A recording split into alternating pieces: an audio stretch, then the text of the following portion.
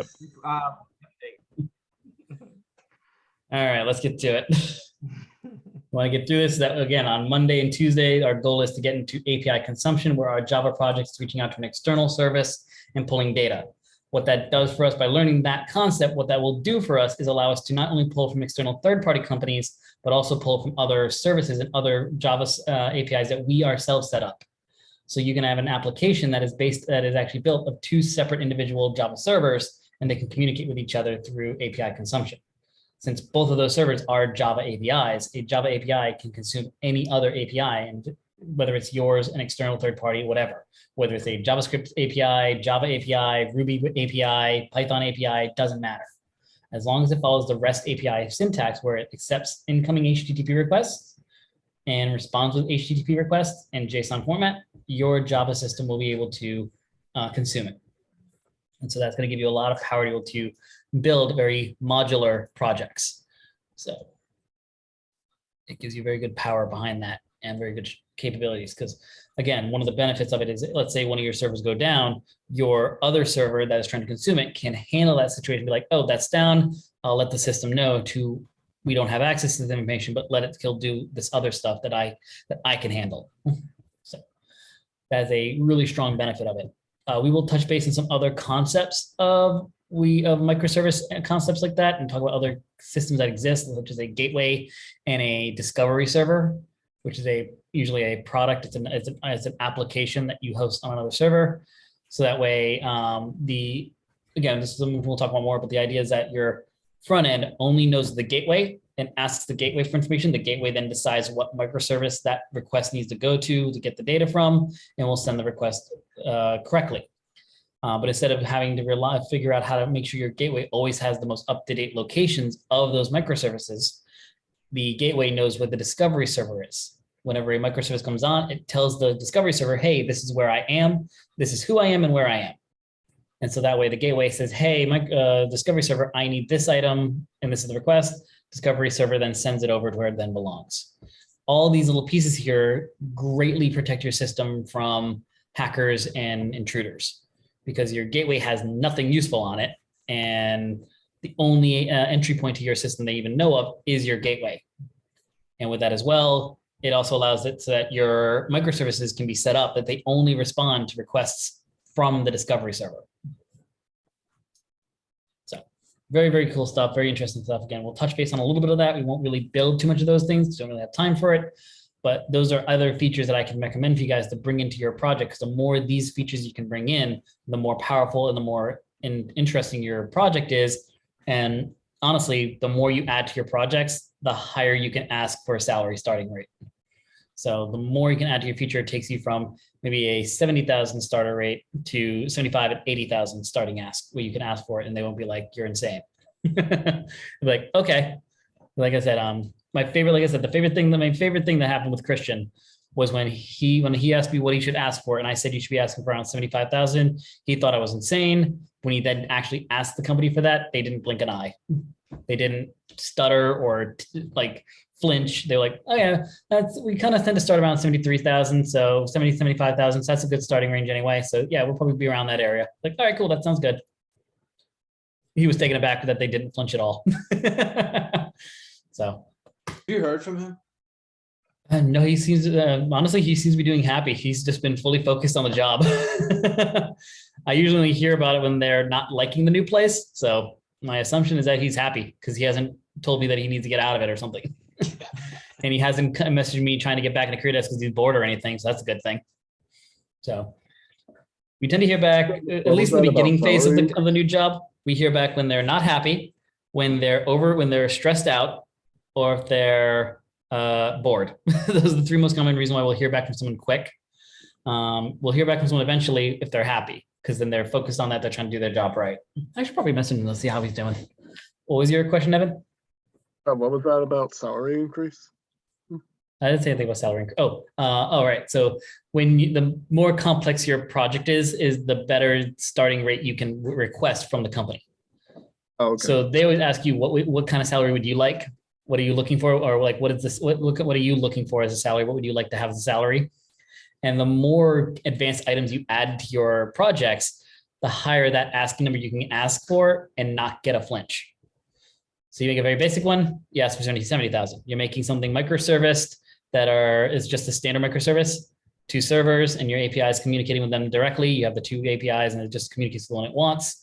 We can go for 73,000, 75,000. You have a gateway, maybe you hit 78,000 now. If you have a discovery server as well, plus multiple microservices, now you're hitting 80,000 requests and they won't blink an eye. So the more complex your project is, your capstone project, the more likely it is you can ask for a little more because you seem like a more senior developer and you understand more as well. Make sense? Yeah, that makes sense. Complete incentive to go fancy on these things, even if I'm not going to cover them fully. So True. I'm trying to show you enough where you can at least ask for the 70,000 and not get a flinch. All right. That's my goal. I want you to be able to ask for 70,000 and they'll be like, yeah, we can see him asking for that or her. So I can see them asking for that. But let's see. So where we were here, we finished up most of this item, except we do need to now work on the token system. Our last item we wanted to add was our token filter that processes the token before it hits the route to decide whether or not, one, should they hit the route? And then when they do hit the route, who is this person at the route? Which user is accessing this route? So now we get to go ahead and build our JWT token filter. So let's do that. Oops. Application.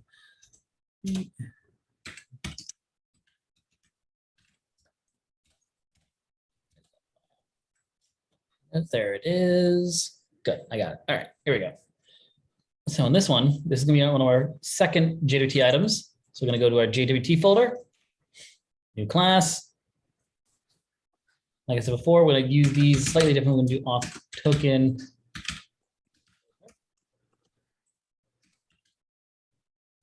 There.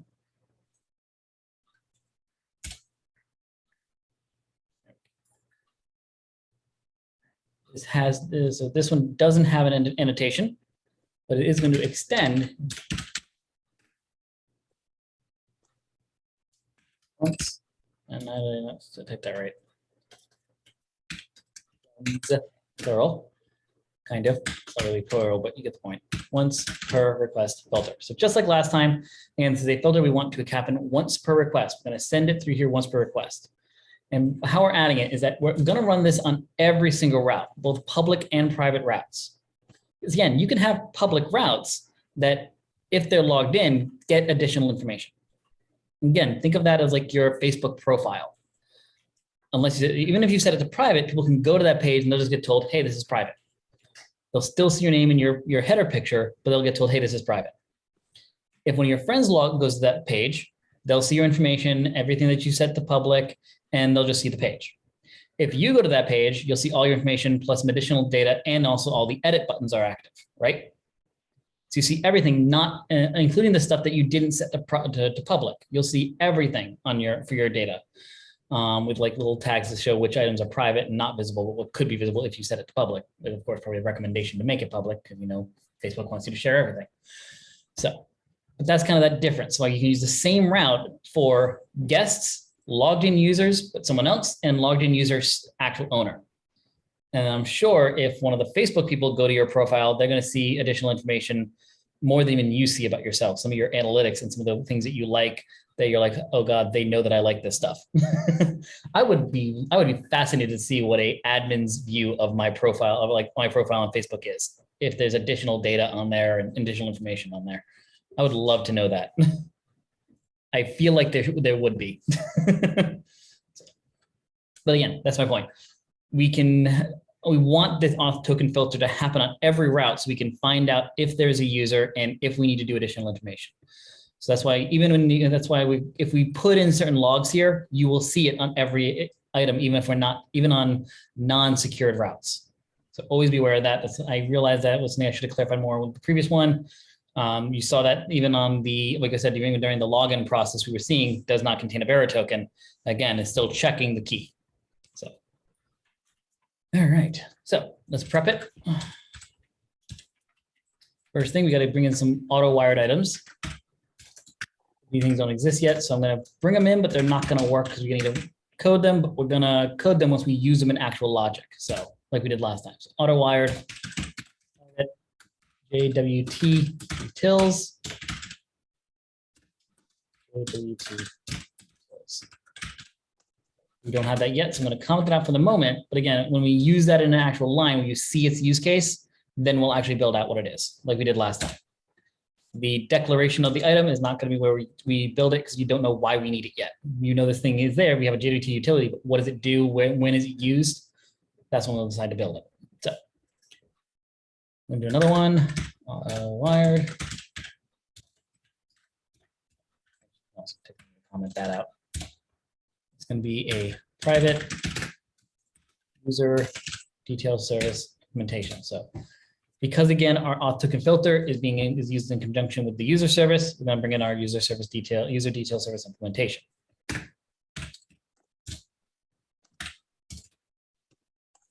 And then lastly, let's bring in a logger so we can make logs based on this class. So private logger, and I want to make sure we're in the right one this time. Again, I'm familiar with the SLF4J1. So I'm just familiar with, I think they're both the same. I know it's in the lesson I followed. This is the one they had me use. Logger. Logger.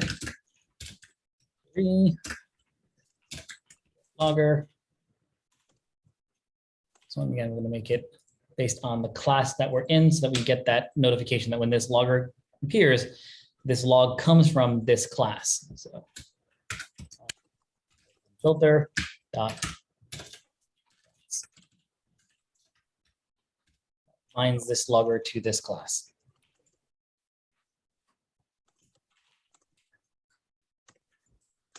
All right. We need at least a couple of methods here. And again, we'll go through them and we'll understand them as we go. So the first one we're going to do, though, this is the one that's required by the filter system. So the filter requires one method. So let's go ahead and do a generate override. And you'll see that there's a bunch of items that are here, but there's one that we have to override in order for our system to work. And that is the do filter interval. This one. So we need, I'm pretty confident with the understanding that we do need to have one of these, but this is the one we need. What to do. Override that one. You see we bring in that request response filter chain. Again, all you need to understand how this works. This is the request from our front end, from our user. That could be Postman, website, another API, whatever. It's an HTTP request that came in. This is that response that we build immediately when a request comes in and the handshake occurs. We can use this at any time to send back the response or add additional data to the response that can be sent down later. And last but not least, we have this filter chain. And now I like that we did it here because you can go back to the web config and see we have this already as a chain. So we already have a JSON web token filter, what we're building now, and added to that chain is the username password authentication filter as well. So once this one is done, we're going to then pass to the next item in the chain, and that's going to run the next chain item. And there are other chain items in there that we aren't using that are just part of the standard behavior. Just know that that's what this filter chain is. There's a bunch of processing stages that happen between the time we get the request and before it hits the actual route itself. Of course, we have like 2 exceptions it can throw, which are just required to be brought in. So get this line, template, just bring it in. All right, I'm going to do a try catch. Again, this is going to do stuff that potentially could fail. We're going to try to decode we're going to try to decode the JSON web token. So again, this part right here, if you think about it, this is again a request coming in. And we're trying to filter out our JWT token. So in this, we need to be able to decode the token. And we know that that could fail. They don't give us a token. They provide an invalid string, something, right? So we'll try catch that if we do get a bad key at any point, we can just send it back.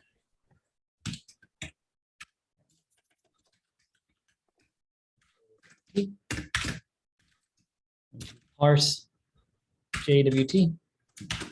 And that's going to be a method we're going to use as well. So because we have let's say we decide to at some point to change how the JWT works, how we store it. Let's say, again, we want to change the header it's under. Right now, we're going to use the bearer token system. But let's say you decide later you want to go ahead and adjust it and change to just using your own original header. Instead of changing this method, you can go change this one. So, or create a new one and override it and comment out the original one. So you, again, since this part right here is not part of the do filter interval, this is actually something separate. This is parsing that JWT token. We're going to put that in a separate method so that parsing the JWT token is handled in another function. That is not what the do filter should do. The filter should be responding to the token, not pulling the token. So we're going to put that in a new method. So let's do that quick. Kind of following that solid principle of each method does one thing. So.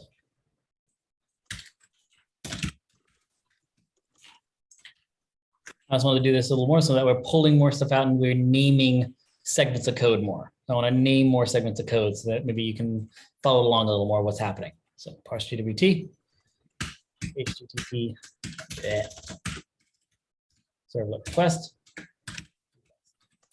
Send the request, we're going to accept the request, return the string. And so in here, similar code to last time, we're going to get the header. So string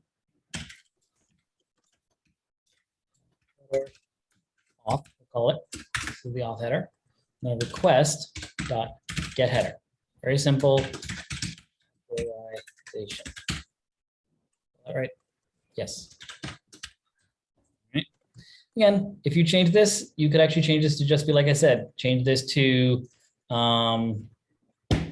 whatever the name of your project. I could do BLB dash not BLB, geeky like or GL dash auth. And then I would have what I needed, just send it back because I wouldn't have the bearer word in it. But since we're pulling from authorization, we do have that bearer phrase in front of it. So we got to just trim that off. And at the same time, though, we do also want to check if there's anything here too. So if fills, and so this is something we use as well. I'm going to introduce, yeah. Could use this. That's text. I do like that one. Yeah. I want to introduce something else. So multiple different ways we can check for if there's data. So there's this one we did the last one we did last time, which I can't remember which method that was for some reason. String did you import? There's I did the one options. from Springboot. Yeah. Oh right. I probably should slow down on that. Sorry. So string utilities. I did the one from org Spring Framework utility. So I pulled it from Spring Framework. This one right here. Org Spring Framework util.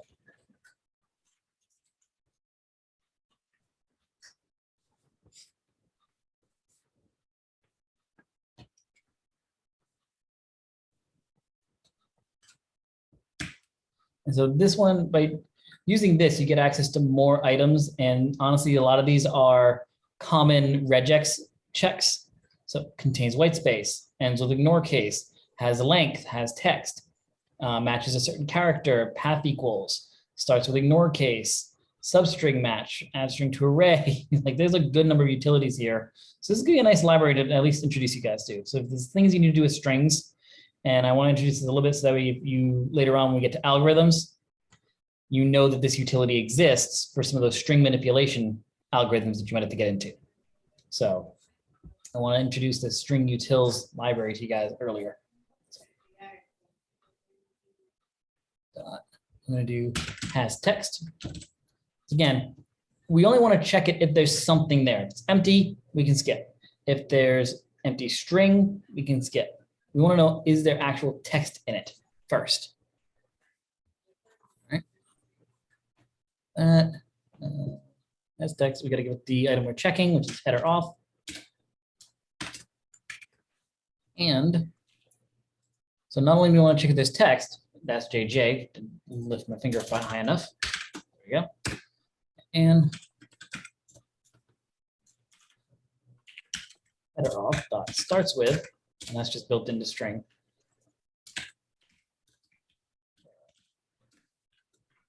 So I remember how last time we just did is if this is not null, again, that doesn't catch everything, that we could have an empty string or a string with just empty spaces. What this one does is checks to see if there's actual text in there. Is there actual characters in it? So an empty string, null, spaces only, like just white space, those are not going to trigger. My understanding of how that one works. This is a little more security on it. But let's say after here, we get to this point, we know we have text and that starts with bearer. So let's go ahead and return auth.substring 7. And that'll give us the entire token. I will say if we want to be careful, you could also do this too, by the way, just to be careful. Or what trim does? Yes, it removes the spaces. It was the white space Where? at the end. The end. And beginning. So Oh, at both. beginning. Yeah, Oh. both. Yeah. Here it won't matter because we've already checked to make sure there is no empty space at the beginning, but technically trim does both. Trim trims both ends. Yeah, I'm pretty sure that does. Yeah. Feel free to test it. I'm pretty sure it does both. But it definitely does the end. Yes, I know that 100% because that's what I always use it for, but I'm pretty confident Java's trim does both. If I remember correctly.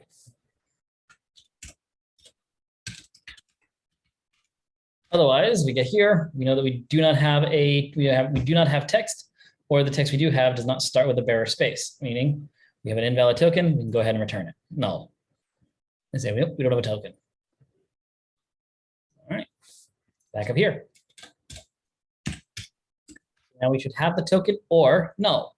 So if T is not null and JWT, and now I'm going to do, we need to be able to actually validate the token now. So now I want to validate the token. So now that we have a token, we only want to do additional stuff if it's not null and the token is valid. We have no way yet to validate a token. We need our utilities now. JWT utils. We're going to get a validate JWT token method. Well, now we can see where the JWT utils comes into play. JWT utils comes into play when validating a token. We're also going to use it later on as well to generate the tokens. The JWT utils object class is going to be in charge of validating, decrypting, and encrypting JWT tokens. That's our last class for the actual authentication system without needing to create the controller. So this is going to be our last class for the actual configuration of authentication. Again, all your authentication configuration is under here under security. Everything else were just site-based stuff. It was like the models and the repositories. None of those were really authentication specific and didn't really have anything auth-based in it. These are all the items that are auth specific. Everything in this security folder. So when you're trying to add auth, this is the stuff that matters the most for making sure you configure it right. And this is where a lot of your code can be copy pasted, honestly. And you're gonna find a lot of the template code here. A lot of times you can probably bring a lot of these classes over as is, and then just go in to make slight modifications based on your other models. But do make sure you understand it, because the more you understand it, the more you can modify.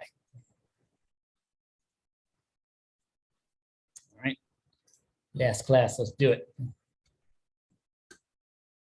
JWT utils.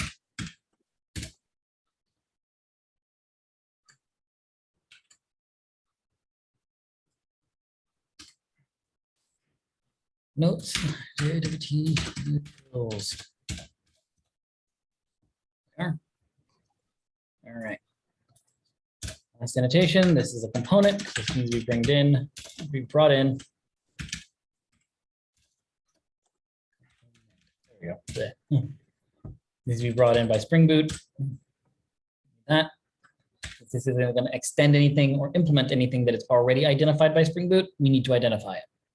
So a lot of the other items are extending something. So that's what, so we don't need to componentize or identify this item because we're extending something that has already been identified by an annotation, most likely. You can definitely check it if you need to, but annotations don't show here, just so you know. So you'd have to go look at it, but that's the idea here. If you're extending or implementing something that is already identified by an annotation, then usually you don't need to add one. Can you? Sure, but you don't need it.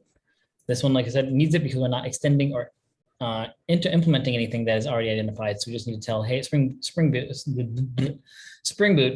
this is something. No, it's not an entity. It's not a service. It is not a REST controller. So the most common item is a component. If you're not sure what it is, use component. That'll at least get Spring to attempt to figure out what it is. So you can technically call your entities components. You can call the REST controller component. You can call your repositories components. But yeah, if you know what it is, use the right annotation. If you don't, then use component. Anyway. The logger, so you keep track of things. These are very important. So again, logger can be very useful again for your debugging. If you don't really feel like using it, you don't need to, but I want to give you these tools. Does the logger come up in the console? I kind of Honestly, it does. I think it does. And what it does though is it'll add in what were the source of this. So system out just prints to the console blank. Logger, on the other hand, will include additional information like what triggered this, where did this get triggered from? And that's what we're adding here right now. We're just adding the class names that when it gets printed, it will include the class name of where this log came from on the console. So you have a better idea of knowing where this came from, so you can go and try to clean it up and fix it. And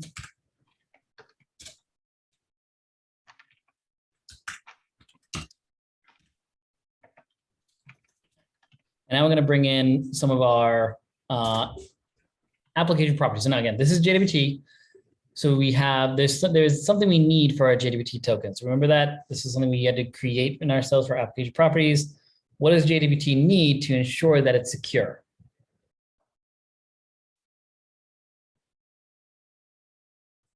And someone can't just try to decode it on their own system if they get access to the token. you need a decryptor? Oh, secret? Secret, right? Yeah. Yeah. Travis got it. Yeah, secret. We need that secret key. Remember, we created that secret key in our application properties. Oh, right. Right, yep. With that token, we make sure that we created a JWT key that can only be decrypted with that token. If we don't use the secret key, then the token we create can be decrypted by anybody that has a JWT system running. They can just create a generic Java application with the JWT package in there with a thing that just says validate or decrypt the data, and they can just send it through and print out the results. They can probably, there's probably an online tool for it too. So just be aware of that. There is. What's that? Oh, there you go. Thanks, Jim. There is, we got, yeah, if you go to, we're not gonna go look at it. We don't need it. no, I'm just saying that there's, if you go to JWT, okay. if you go to the JSON Web Token site itself, you can encode. Oh, right, they do have that. Yeah. You can encode data real time. I forgot about that. Yeah, it shows you it too. So it's pretty cool how it works. But anyways. Right, hold on. Actually, that is interesting. You're right. I did actually want to kind of showcase that because they can help understand what's actually happening.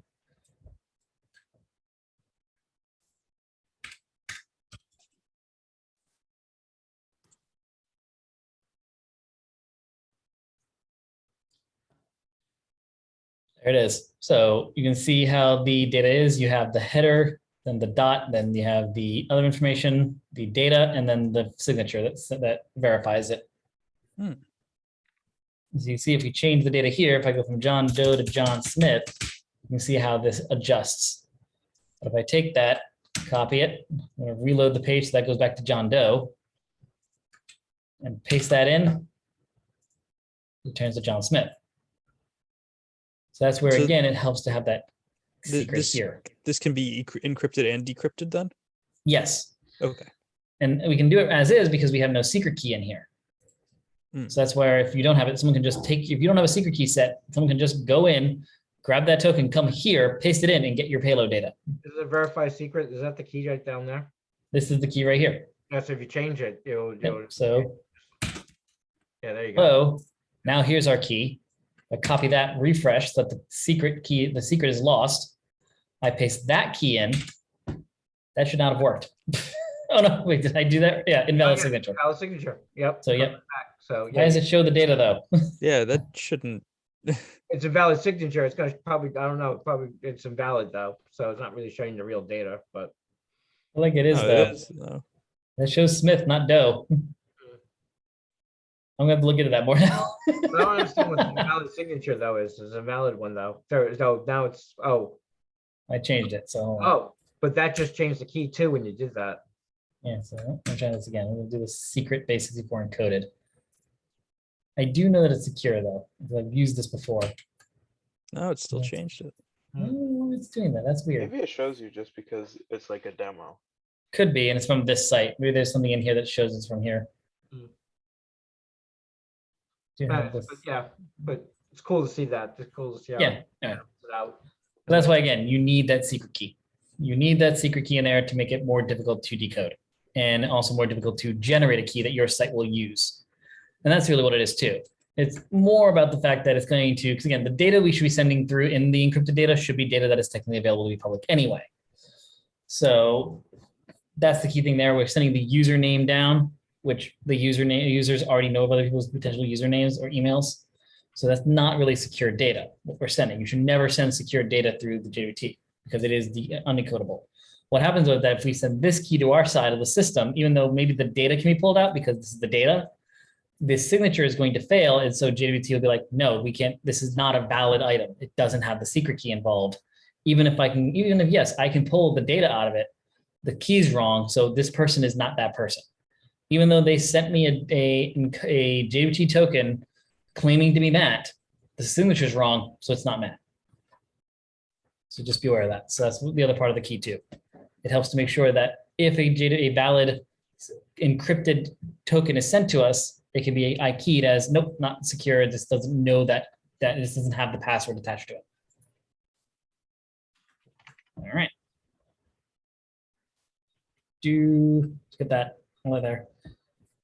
So let's bring in that token now, that secret key that we brought in. And again, the way we can do that is we use @value or Springboot. @value will let us bring in information.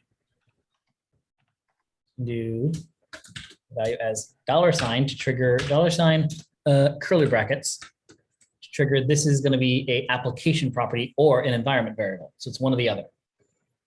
We'll go ahead and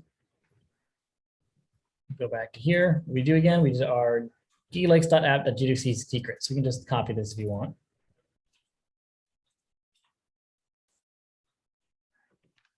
Copy and paste. That's going to bring in our secret key. Now we're just going to put it somewhere. So private JWT.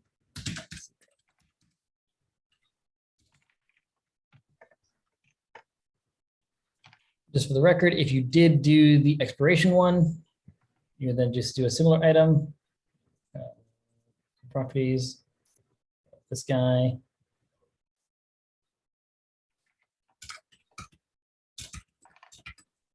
Or I'll give you guys the code for the expiration stuff. I'm going to comment it all out.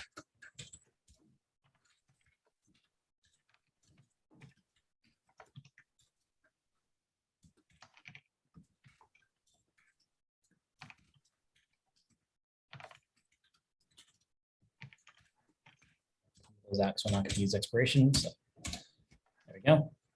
So that's how you can bring in the expiration from the application properties as well.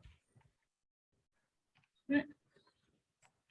I guess the first one we'll do is the one we were looking to have, that method that we needed. So we'll go ahead and do the validate one first. So do public Boolean validate WT token. String. Call it auth token.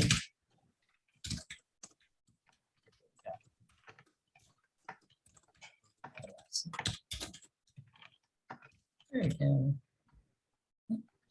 Again, because there's multiple, because we're going to be running a method that can throw exceptions. Let's say you don't know that though. Let's say you don't know this. I'm going to show this in quick. So JWTS. So we're going to get a JWTS object. Use that method, property. So I'm going to do parser. Import it. So again, JWTS dot parser. Set signing key. That's the JWT secret. This is where we tell our JWT class parser systems. We're telling the parser system this is the secret key to use. Otherwise, it's going to use the default key that it has. I'm going to do parse claims JWT. Give it the token.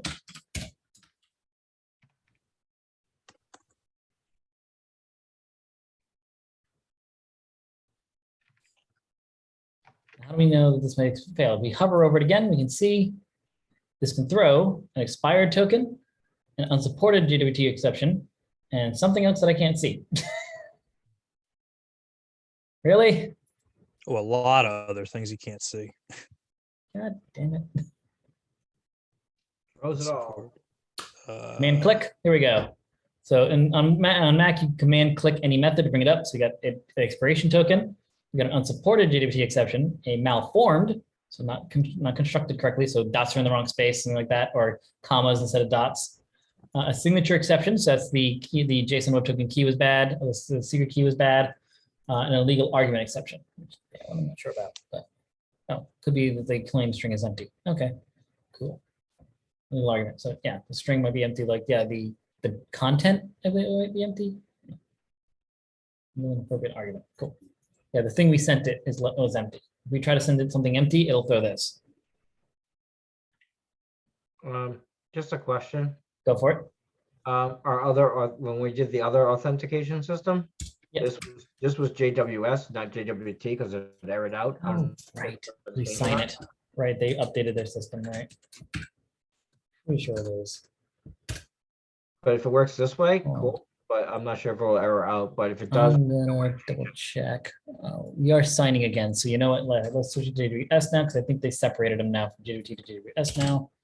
So I'll parse JWS because we are going to have a signed JSON Web Token. The JSON Web signed. I don't know why they don't call it JWTS because that's what we have here. JSON Web Token signed parser. So it's weird that it's JWT and JWTS, but whatever. Not for me to argue with. What did we I didn't change? create it. Just parse claims JWS instead of parse claims JWT. I don't know if you remember that error we had in the previous authentication system. That they gave us that issue with it because we are signing the token.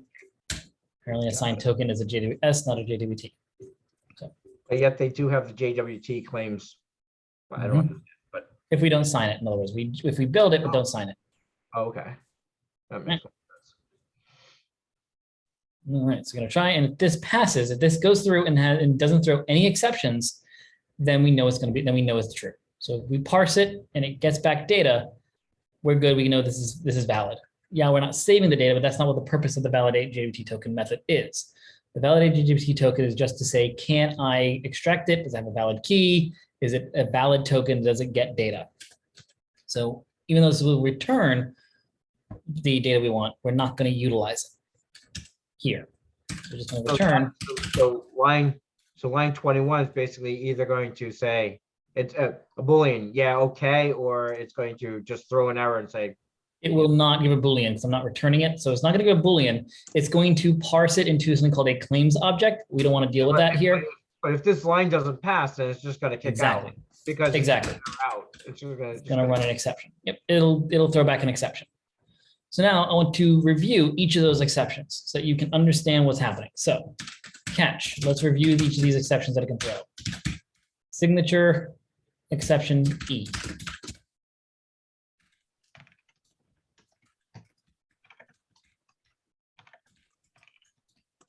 Just invalid AWT signature.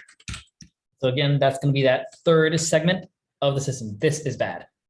If this is invalid and not correct, that's what will trigger this exception.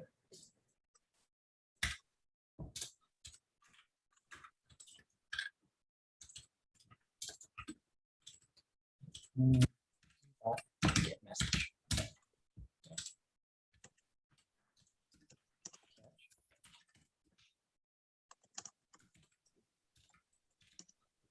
Formed JWT exception.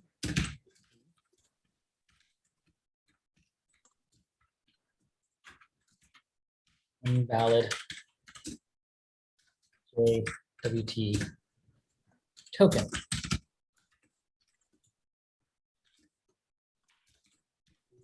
get message. Just copy this line and just change the string. So again, that's if this is in a wrong format. So if the whole token is wrong, like commas or dots in the wrong space, this isn't long enough, whatever. It's just in a wrong format. That will usually trigger this one.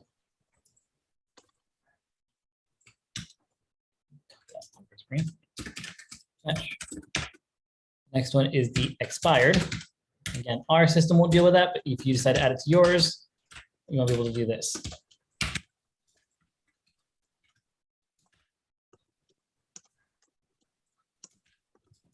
Copy it and everything. God dang it. Oh,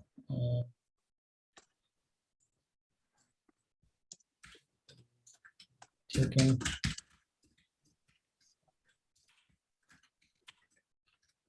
So in this case, though, you might want to, if you are doing expiration, you could change this where instead of doing a Boolean, you could have this maybe return a number or string where, yeah, 0 is just any of these, like these ones, a 1 can mean expired. So you could actually send back something other than a Boolean if you're including expired, if you want to actually send that back to the front end as well, that it was an expired token and that they need to log back in. Honestly, you can always just say invalid login, just send them back to the login page. That's all you can need to do. You don't necessarily need to tell them it's because they were expired.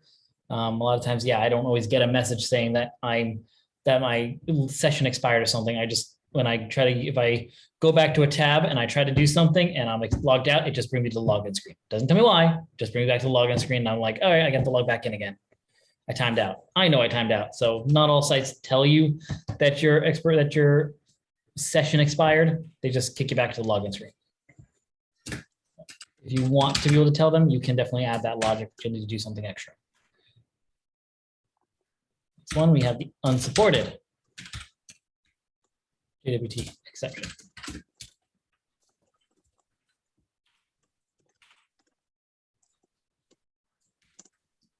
JWT is unsupported, we can use that, that's fine.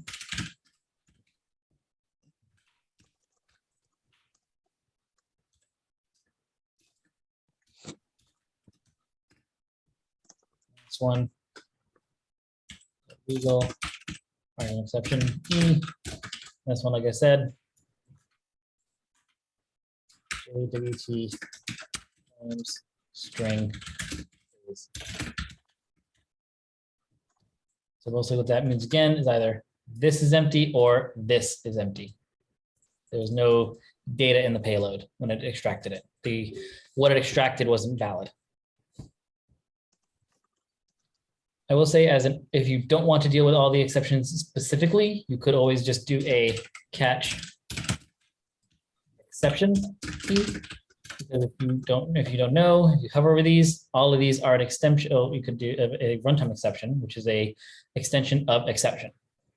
So because all of these are a runtime exception and all runtime exceptions are an exception, this will catch all 5 of these and handle them in one shot. So if you don't want to break down each and every individual one and give a different message for each one, you can do this. The benefit of this, and something why you might want to do these for certain items, is useful for debugging. What specifically caused the problem? And so, yeah, when you check these and you can see what error messages are potentially can be thrown, and then you handle them each individually, it helps you to realize which exception happened, and maybe you can find out better why. So this can be really useful for debugging in the beginning, and then eventually you can always switch it to this if you just want to be like a general message. So again, if you're not sure what the messages are and you just want to catch everything, this is a perfectly fine catch-all for any method that potentially throws an exception. All exceptions are an extension of exception. All right. Mm-hmm. Cool. I want to leave the more clear stuff so you can really kind of play with it and even on your own send bad JWT tokens if you want to try. We got that.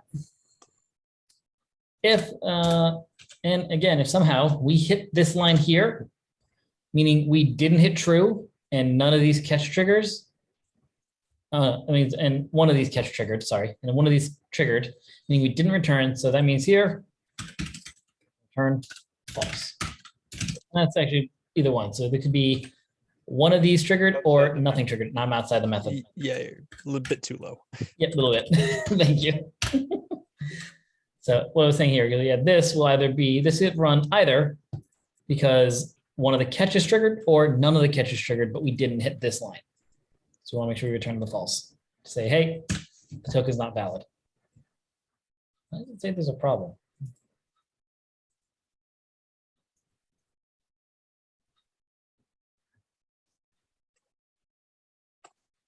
Should be good now. Did I take it wrong? I didn't import it yet, that's why. So don't worry about it right now. Leave it as is. It's fine. I forgot that we didn't import it in that file yet. So now we have our validator. Let's go ahead and build our generator now. So we can actually create tokens. String.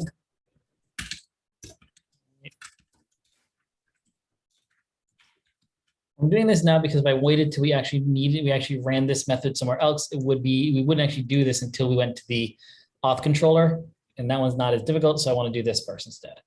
So get JWT token.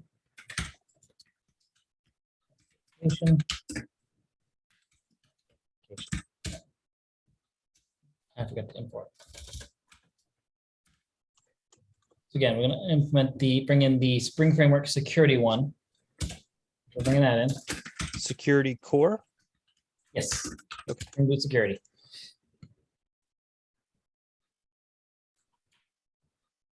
Okay. So this is going to be a little different from what we did the previous time. We're going to actually kind of register utilize in conjunction with, again, the user's detailed implementation. So I want to bring that over here.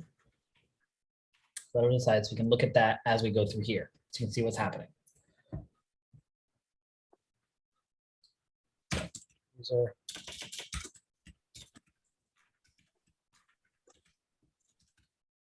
Implementation, user principal. Sense in a bit.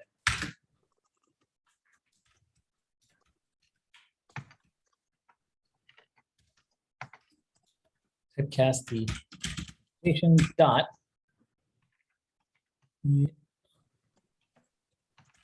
get principal.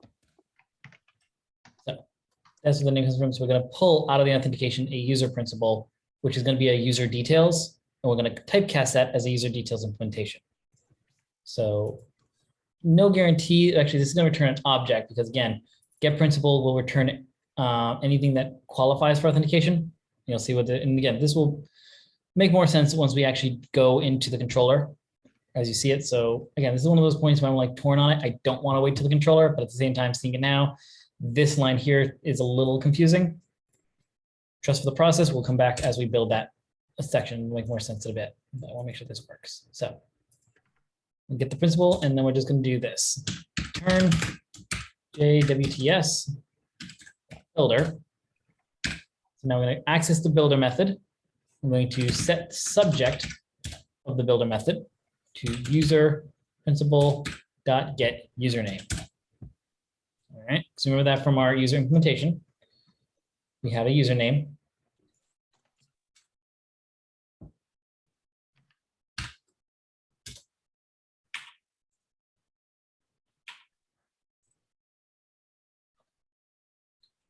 Oh, they have parentheses around that in my notes. That was weird. Anyway, knowing that. Dot. Mine's not working. What are you getting? It says that its required type is a string, and I provided a JWT builder.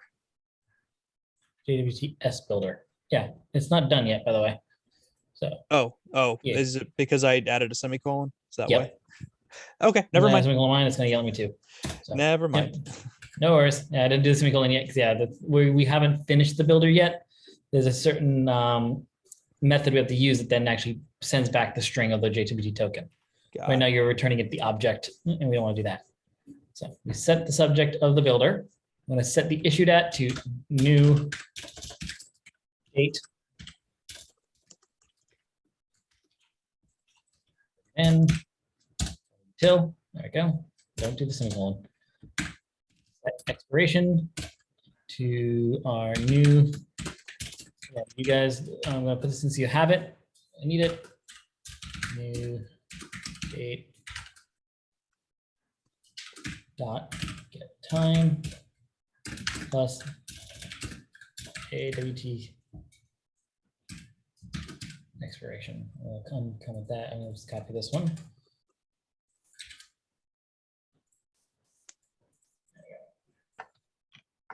That. So again, I'm gonna comment that one out because again, we're not using it for ours, but if you want to set expiration, that's how you do it. So you create a date, and that date is a date plus the expiration time. And we want to turn that into the finalized date. So that's you see new date. So this new date is the current time. To the current time, we get it, and that's going to return it in milliseconds. So all time in computers is stored as milliseconds. I've said it before, and I'll say it again. Most data points in a computer are stored in their smallest form, not in decimals, but in their smallest form. So computers store time and observe time in milliseconds and ticks and stuff like that. Milliseconds is the way it tracks time. And so when we get time, we're going to get back the current time in milliseconds. With the expiration, we're going to add in our expiration in milliseconds. If you remember our properties, that was 10 days worth of milliseconds, right? We did 10 days. And so it's going to add 10 days worth of milliseconds to that current time milliseconds. And that'll be, and we're going to turn that into a new date, and that's going to be accepted as an expiration. 10 days in the future. All right.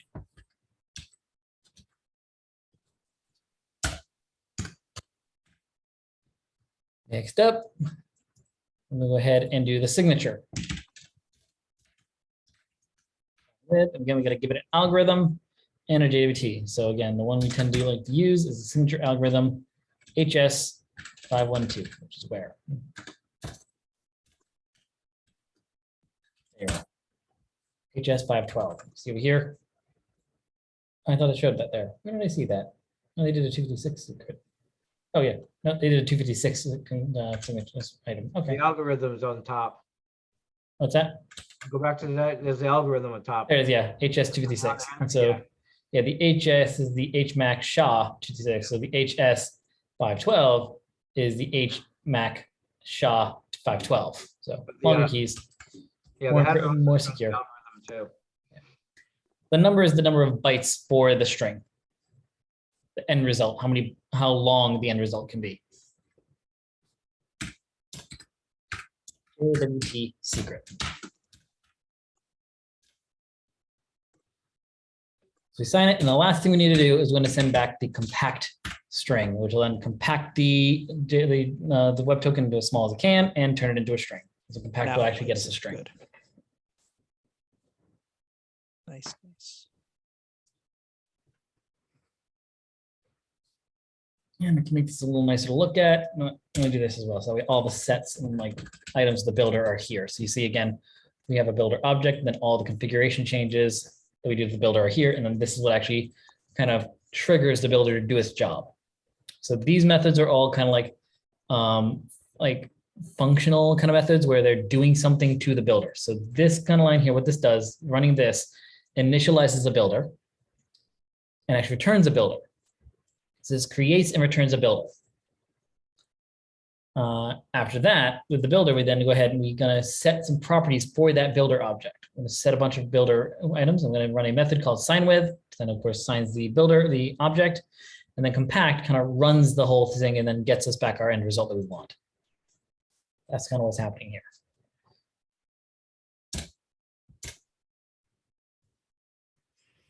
And the last thing we're going to want is just to be able to get the username from our token. That's what we need for authentication. So yeah, great. We get our token, we pull it out, we authenticate it. You know what? I want to do that here. Yeah, because I don't want to jump back again. We know that after we do this, after we validate the token, we're going to want to pull the username, right? That's what we want. That's what we're going to find our user, because we need to know who this person is. I need to know, yeah, great. Sergio's logging in. I need to know it's Sergio. Matt's logging in. I need to know it's Matt. Keith's logging in. I need to know it's Keith. Great, the token was valid, but I still need to know who it is so that my program can act on that. So let's do that.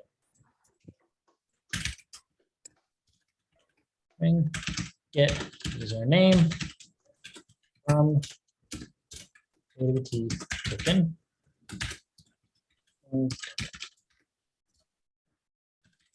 Turn JWTs parser set signing key again, JWT secret. So very similar to what we did for the validation. Parse claims JWS. token, and then we're gonna add in a little extra note now and say we're gonna get a specific item. Where did we put the username? Remember? Let's say this first. So dot get. Which one of these makes sense to you? You had to take a guess. The body. Right, and just to confirm, we see we see here we have, what were the getters we had? We had get signature, get class, get body, get header. We know get class is from Java, right? Mhm. That's just doing the Java. So we have signature, body, and header. If you look here quick, I see header, payload, and signature. Well, we saw header and signature. I'm guessing it's safe to say the payload is body, huh? Makes sense. Yeah. So there you go. Good way to prove it. Let's do one last thing. Let's see. Get. We have interesting ID, audience, issuer, subject, expiration, issued at, not before, default class. Which one here are we looking for? Where do we put the username? You can look up the previous method if you want.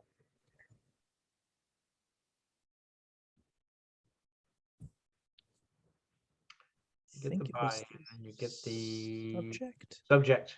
Yeah, subject, right? We have it right here on line 45. Set subject to the get principal username. There's that line. So get subject. And that's it. Okay. So this one I actually like this one a little more because it's a little more cleaner than what we did last time. A little bit easier to get the item, and we separated these items together. Yes, we are running a similar function here. So this right here is very similar, is identical actually to what's run up here. This one, like we said, even though we get the results, we don't use the results. We're just using it to say, can we get results? And this one now we're actually ready to get what we want. All right.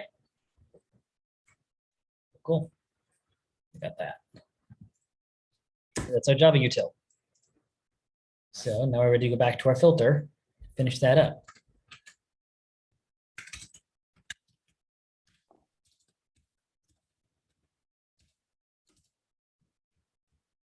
All right, back to the filter.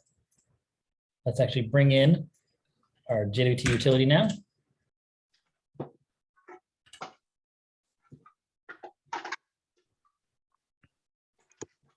right, it's in the same folder, so I don't need to import it. Put it there.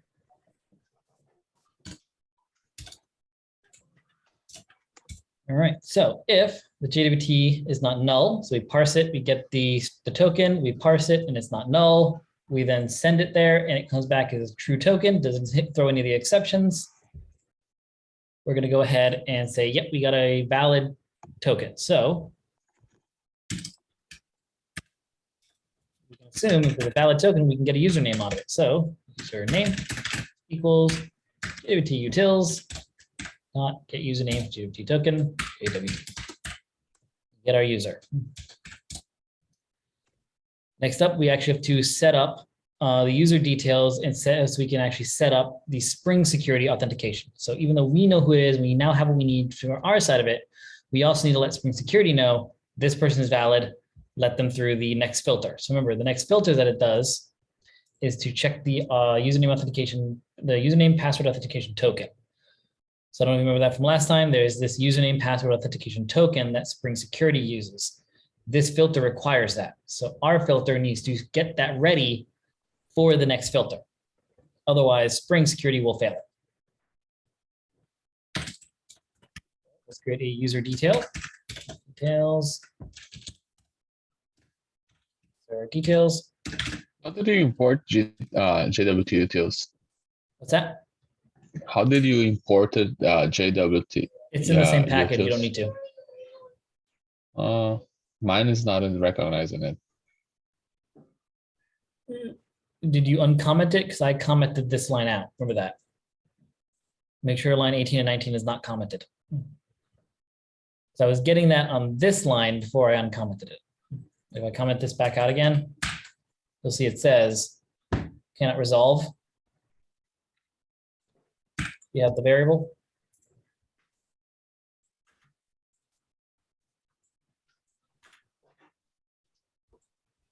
There you go. Yeah, now it's working. Sorry. Yep, there you go. No worries. I figured that's what it was because I was getting the same error. So no worries. I got you.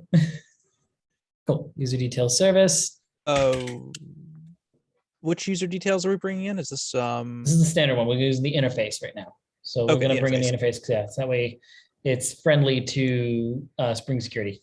Well, user details service.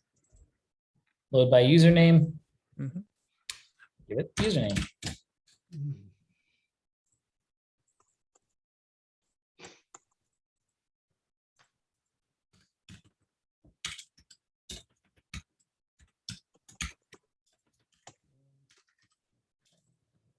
Semicolon. That's why it's not pre-filling. Thank you. Name. Password authentication token. Authentication.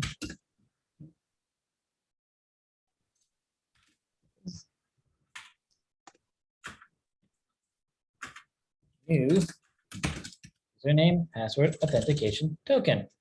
That stuff. This one pretty much something again, copy paste kind of process. But here we go. Details, null, user details dot get authorities. Pretty much you're just going to be taking this and just doing it. The main thing is we're not using our system because again, we're not storing anything in any sort of user detail service. So in this case, we're going to load by username. We give it a username that the user detail service doesn't have. It's just going to create a new one in memory. And so we're not really trying to do anything specific for it. We're just creating something that Spring Security can use. We just need to do this because Spring Security requires a user details object for its token system. And all we're going to give it is a username. We're not going to give it a password or anything like that. See here, credentials null, username, and get authorities. And again, this is just going to give it a empty item.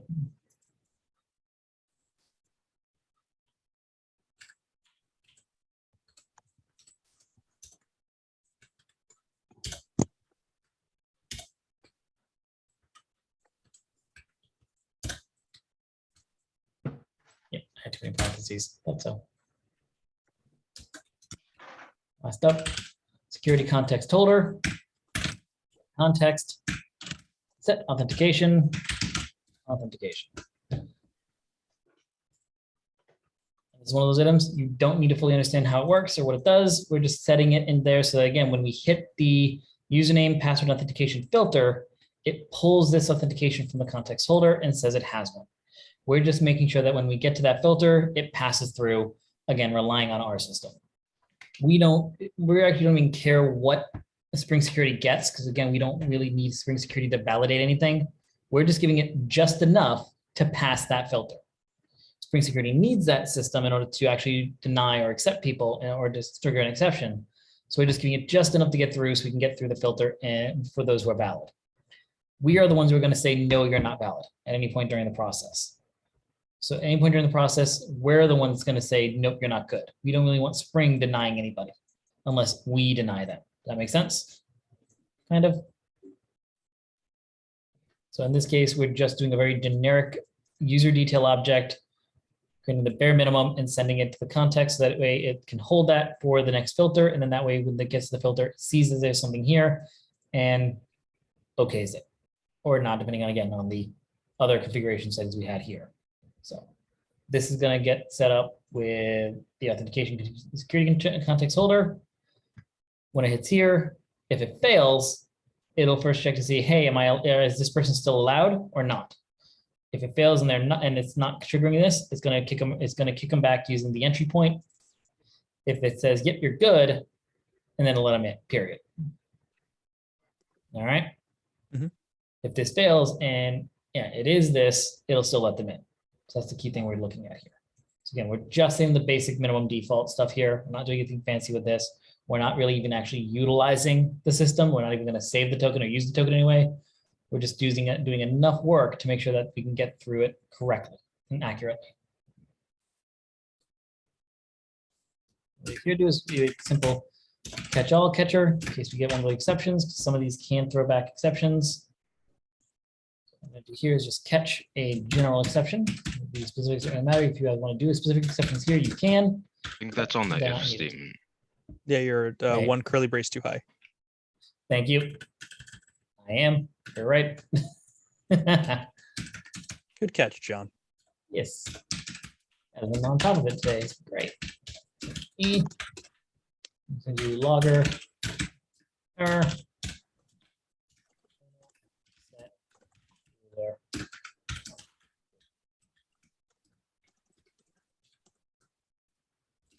this case, unlike the last one, we're only ever going to log on an error. We're not going to log every single time. Don't think we should see this on every single route, but and again, yeah, I don't think so because we're gonna none of the parsing it shouldn't trigger an exception. Right? Yeah, that doesn't trigger exceptions. And the validate token, we handled all the exceptions in the validate tokens. We handled every single exception in there, so it should never send back here. It should send back normal. So by this point, we will no longer these items are the checks we're doing. We shouldn't get a kickback. I'm getting feedback from someone who's got their audio turned on. They got stuff coming through. Careful. Very distracting.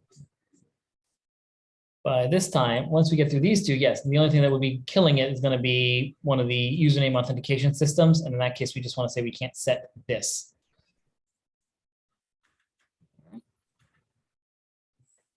Last thing we do, and this is required by the do filter interval. Otherwise, the system will break. Filter chain dot do filter.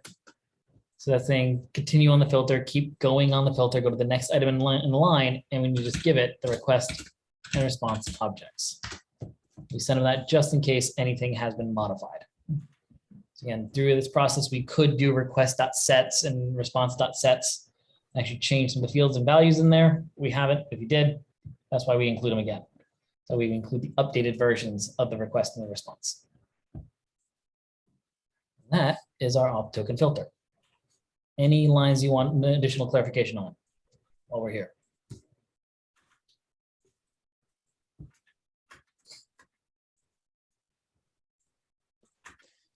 No.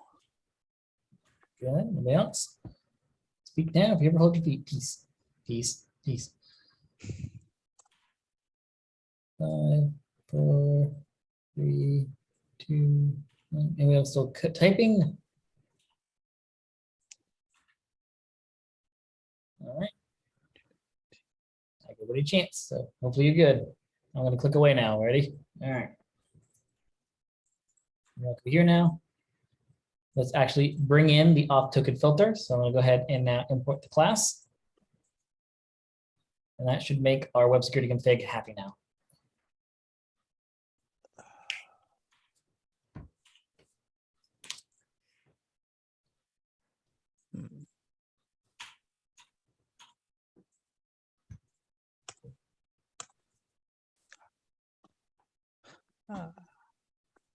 Is it happy? Yeah. Good. All right. Good. All right. So let's create the controller now with our two main methods that we need. We need a sign up and a sign in. Controller, Java class, opt.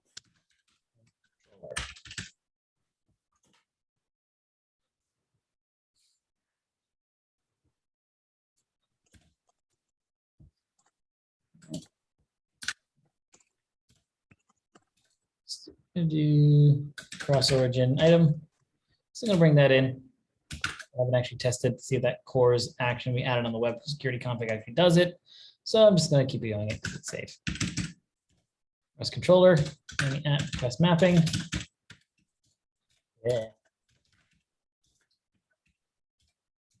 More correctly, we made that API/auth. The slash there. Remember correctly, on our web security config file, we did that as our permit all. So that's going to be our request mapping for this controller, because this controller should be accessed at all times by anybody. Sign in and sign up.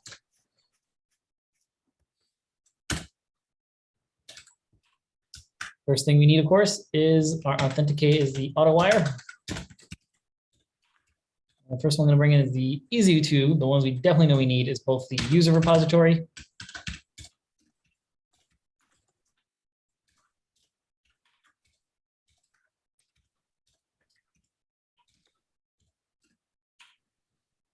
course, the role repositories. Those are the easy ones we kind of expected. They're supposed to be private. And they can be, yeah. It's fine. Oh, I guess they don't have to be, I guess. That's fine, we can do that. It's good practice.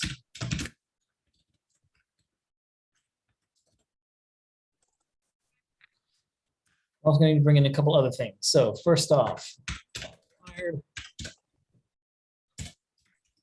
authentication manager. So I'm going to bring in that authentication manager that we built in our web security config.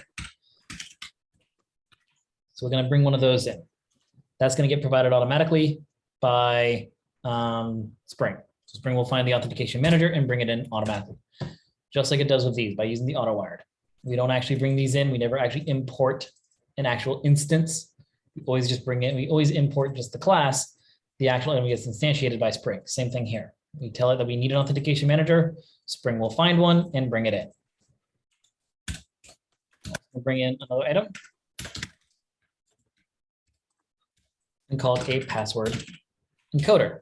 Again, that's not what I did. Weird.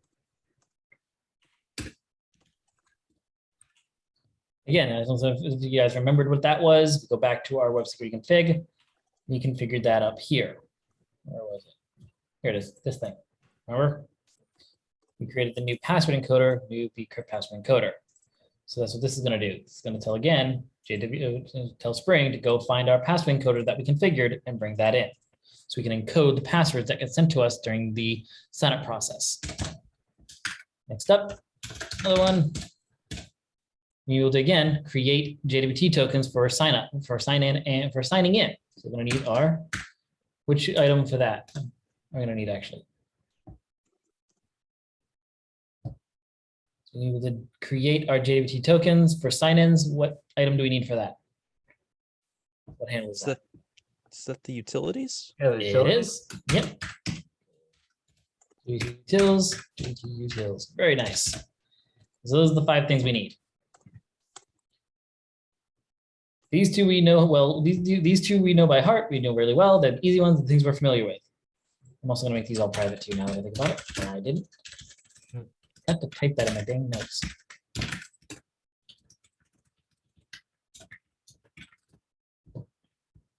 These 3 we are not that familiar with, but they are not strangers at this time, which is why I wanted to do this last. We've at least seen or heard of the authentication manager. We saw the way we built it and did the bean for it. We have at least seen the password encoder and set it, and we did build the JWT utils. So these are things that we are at least familiar with. We're not as friendly as we are with our models and our repositories, but they are at least something that are not complete strangers. These are friends, these are acquaintances. There we go. Good way to look at it. All right, let's create our first one, post mapping. This one's going to be our sign up, because we need that. We can't really log in unless we sign up. So sign up. Actually, no. Now that I look at the 2 code, I forgot sign up is the more complicated one. Let's use sign in first. That's simpler. That's simpler code. I think that'll be easier to look at first.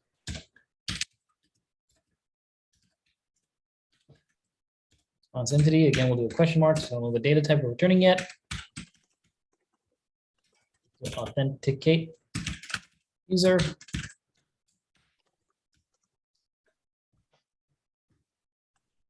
Is it bad practice to put a bunch of question marks like that and everywhere?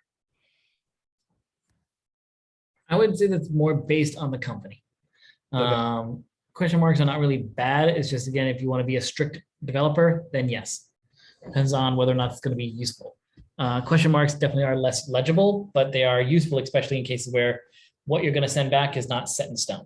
And you're going to send back varying items, whether it could be an object or a string. If you put an object there, I have to return either that object or null. That's my only options. With the question mark, I can return the object or just a string. So that's kind of where the question mark benefits us. Yeah, this would be kind of a thing where I would probably put a question mark because I don't know, but once I do know, I would probably put what's going to be coming. Exactly, especially if you only ever return one thing. And so once you've built the method and you realize, oh yeah, there's only one thing I'm ever returning, put that object in there. But in this case, yes, like I said, in this case, since we're not putting it with a question mark, you can return whatever you want in the body. And once you finish the method, you realize, oh, yeah, here I'm returning a string, there I'm returning an object. I can leave the question mark in there.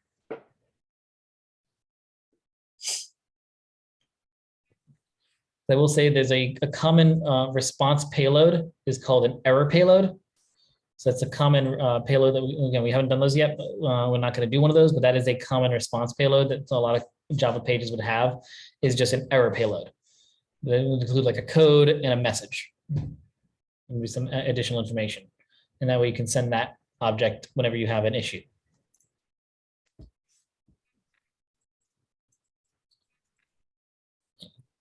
Let's keep going with this though.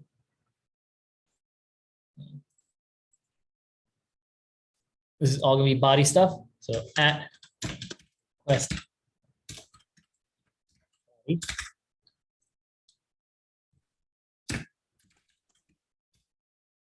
I didn't import today. Oh. Login request, and this is going to be one of our first payloads. Again, when someone wants to log in, we're not going to get an actual user object. So go back to our models. Auth user. We don't want to get like the whole thing here, especially like we don't have to worry about potentially roles and stuff.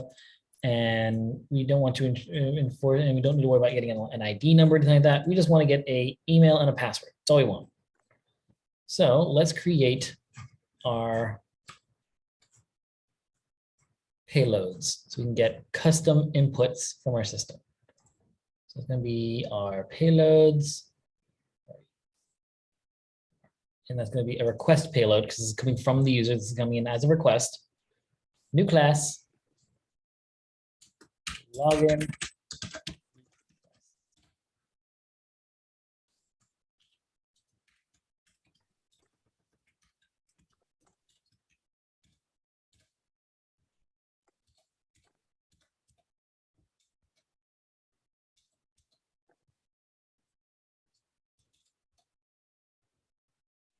Oh, there we go.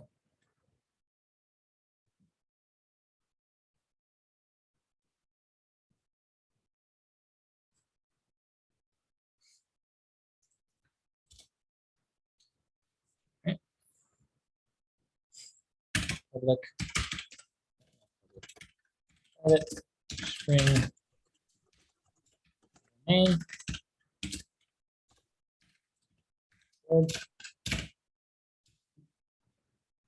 Yeah, username. What am I doing?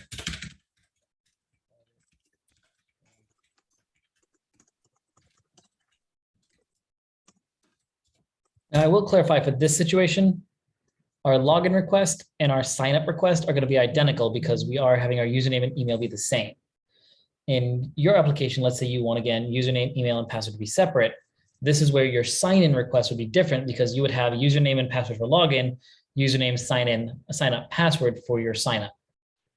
Does that make sense? Could you say that again, please? Sorry. So in a lot of sites, you might have a login request and a sign up request. Okay. In our system, how we're going to do the sign up request uniquely is that I'm going to do a password and a confirm password field. I'm going to have the server do the confirmation. That way our login and sign up request is different. Other reasons why your login and sign up request might be different is, again, let's say you do username, email, and password for sign up, where your username is not the email account. In our system, we're going to have our username be our email. If you're doing it the other way, though, where you have a username, email, password, your login is only ever going to need a username and password. That's it. That's all it wants. If you're doing it separately, though, your sign up, though, will include that additional information from the form. Username, email, and password. In this system, we could do the password matching confirmation front end side. We could actually confirm, we could do the password, confirm password, and we can make sure that they're equal on the front end. And then we would only need to send the username and password to the back end. So theoretically, our login request and our signup request would be the same object. Does that make sense? Yes. What I'm saying there? The sign up. Go ahead. Sign up could be, you could have username, password, like name, address, True. you know, company. Yep. that all could be a sign up page, and then you have the Mhm. login page is different. Okay, all right. True. what- Yep. And that's again, if you decide to have the authentication signup system handle both the user and the profile configuration. In this system, we're not going to do that. We're going to let them create an account and then create a profile secondary and have the developer controller handle creating the developer account. So login, the auth system is just going to handle creating the user account. And then the user controller will actually, the developer controller will actually create the developer profile. Does that make sense? Mhm. Cool. So again, I'm going to make sure that we add in the confirm password and do the password matching confirmation on the server side so that we do have a login request and a sign up request objects that are different. So you have those two as examples, so then you can modify them for your site if you need them. But at the same time, like I said, you could always just use this request for both sign up and sign in because they are enough for what we are doing in Geeky Likes. They are enough. Since it's a request and not an entity, all we need here is a constructor that does both items and the getters and setters.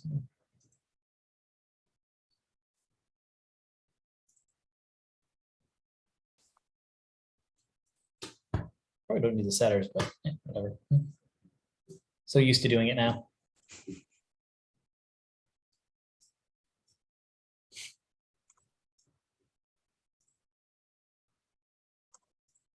Class now. Okay, read it on that actually. For you guys do that one, do that with you guys. So off on that back here. Doing setters and getters for What is Java. it? What's that? You get used to doing setters and getters for Spring Boot entities. Then Yep. when you go back to a regular Java project, you're like, oh, setters and getters, like, oh wait, I don't need my setters. Yep. That's a security issue. Don't do it. It just gets Yep. confusing. It can, yeah. And again, part of me is kind of annoyed that they do it this way. I wish they would just go for public in that case, but I didn't design it. It's not for me to decide what they do. So there's a login request. Let's go back now. So yeah, that is it. That's what we set for that. We can go back to the auth controller now and actually import that item. I think I did. Did I? Yeah, I did. So make sure to import it.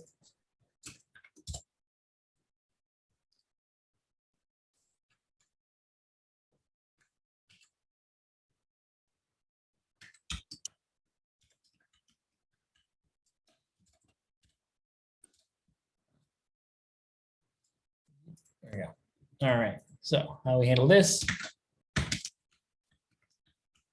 Create an authentication object for Spring Security. That's what our JWT token system required, remember? Mhm. We're also going to utilize this, make sure that it works in conjunction with Spring Security. Manager.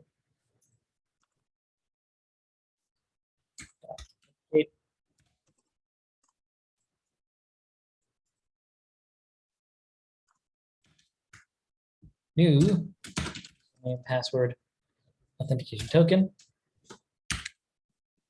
Login request dot get username.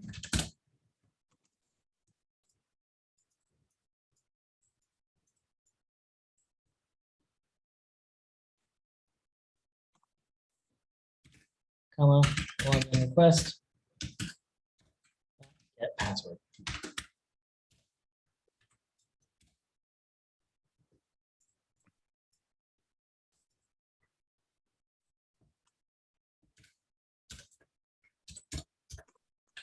We don't want this to go in there. I want this to go in there. There we go. That looks better. Actually, we can bring that up. Next up, that security context holder again. Get context. That authentication. This stuff right here, by the way, this is very templatey. Just to be aware of that. A lot of this is just kind of what JW, again, what Spring Boot needs. So just go along with these two lines. The next line now is we're going to get into our stuff, which is more, but again, it's still fairly template. So where even though we're using JWT stuff, it's still template stuff. So none of this is really something you have to worry about converting or changing. String JWT equals utils. Now we have what we need to. Now that we have that authentication object created here, we can go ahead and create the token with it. So.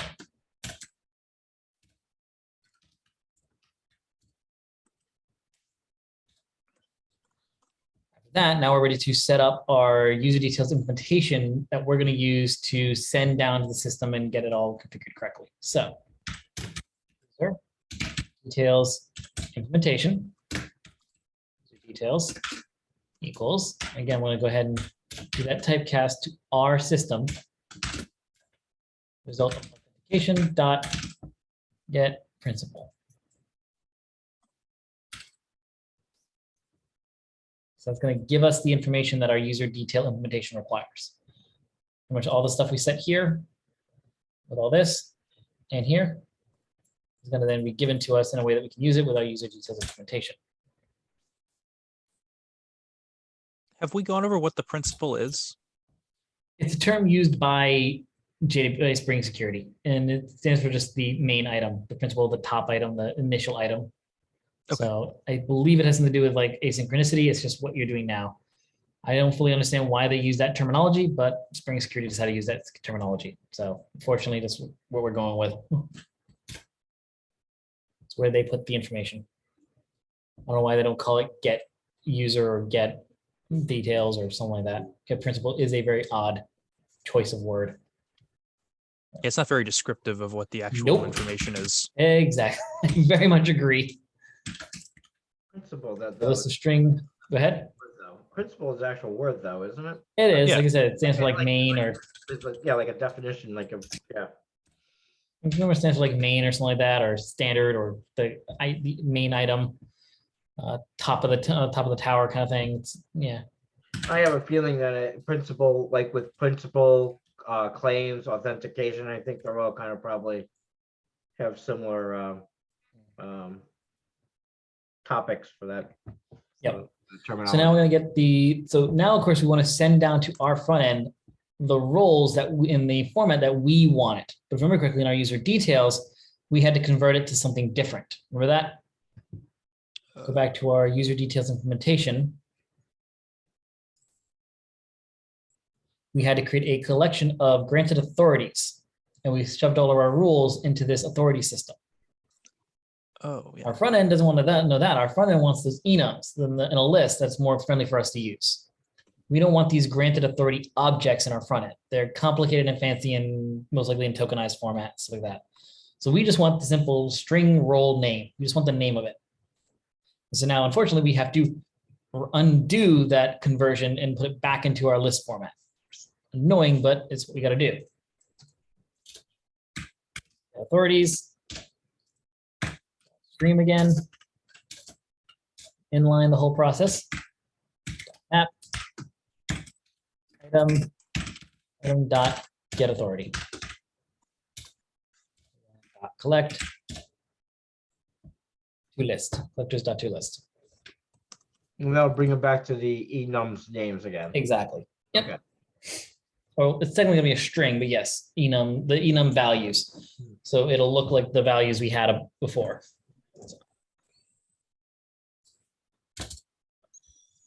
Was that we technically have the information we want. We know we can get the ID, the username, and the email. The ID, the username, and the password. Not password. Sorry, roles for our return object. So what we're going to do here is we're going to do return response entity. Okay. New JWT. This is going to be our first response payload. Called JWT response. Let's go build that now. I'm going to comment that line out for a second.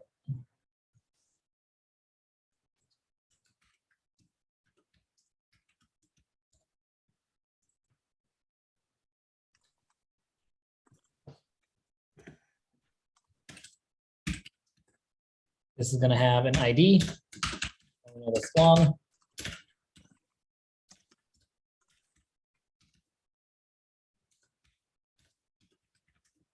Username.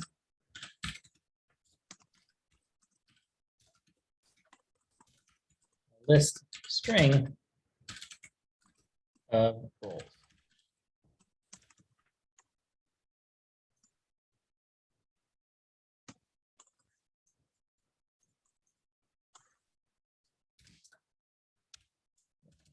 And again, just build the constructor and the getters and setters. Do we need setters? Setters definitely. Again, that's why I'm not sure on the. I can't remember if we need them on the responses. Actually, we might be fine with just the getters, because we are going to do getters. But even then, I don't know. Yeah, I've just been doing it out of habit. Yeah, let's try it. We'll do getters. See if it works. Well, I would think you have to set the response in order to get one. Maybe not. I'm not sure. I mean, not that We've I got the constructor. understand this yet at all, but that I was going to say that's what the constructor would be for, I'd imagine. Yeah, I'm thinking like you might be right on it. I'm like, I just think I've been doing it out of habit. So we'll try it. I'm actually curious to see if it works. Yeah, you got that. You got the getters and their constructor. Let's head back over here now. We can uncomment that and import our JWT response. And I'm just going to give it the values of JWT. Oh, right. I also need that too. Totally forgot that. We also want to send the JWT down, don't we? Back to the object. Oh.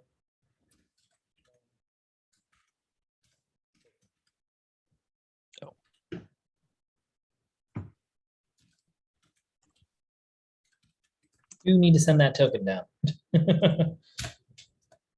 And that goes in the constructor too? Mhm.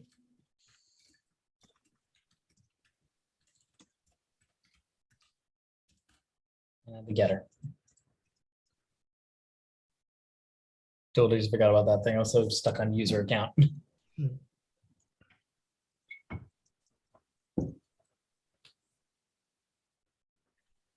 All good. Yes. All right. So maybe I like how that looks. So back over here, we do that.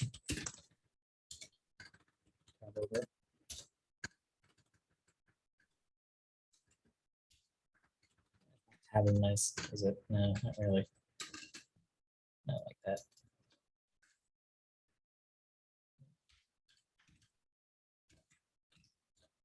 E.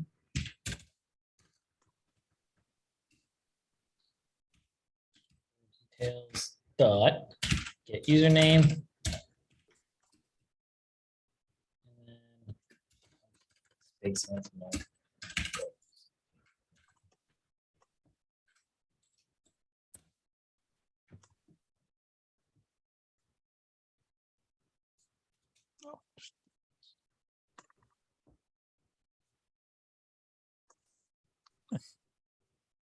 See how that looks? Good. So then I'm going to send back, yeah, our token, the ID of the user, and the username, and their roles. And that's the information our front end definitely is going to need to use. It needs to know what for roles, and needs to know, hey, should I show certain routes? Because yeah, if they're a admin, I need to show them the create. I need to show them a button to be able to add a language or to ban a user or whatever they want to do, right?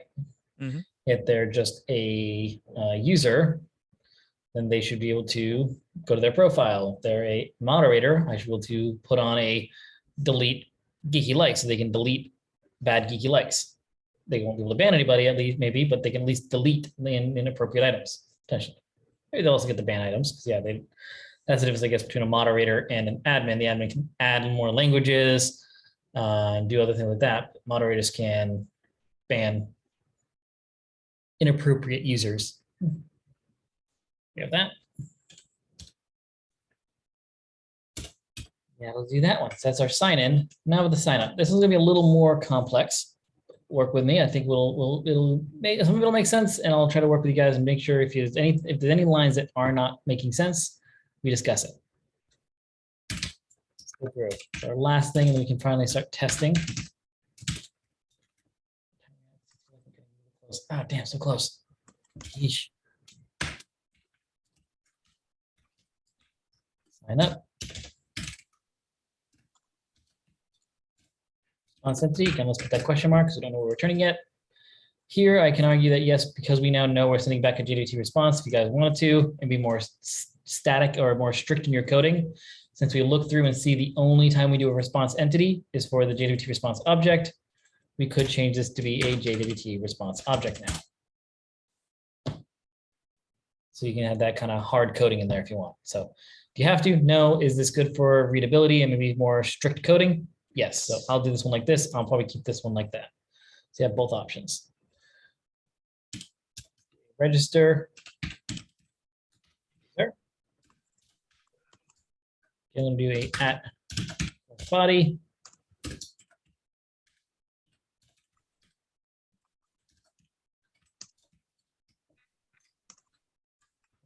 Object.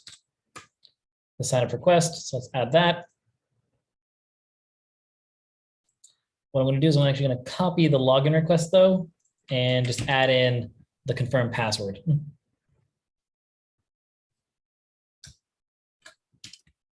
I'm just going to use the same thing. I'll keep the two different objects, but the two objects will look identical. But you can then adjust these if you want, is what we'll do. And I didn't finish that. Hold on. I'll do that right. Delete. Okay. I'll copy the content of it. These two can be identical. But that way, if in case your login and sign up process are different, you can come in and change the sign in request on your side if you want.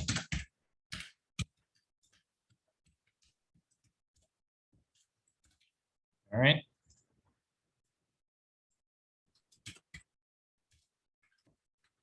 So in my program, the sign up and login requests are identical, but I'm keeping them separate. So in your system, if you do want to change it, you just go and change the sign up request object. All right. Make your life a little easier. You'll also have to update this, of course, too, but yeah.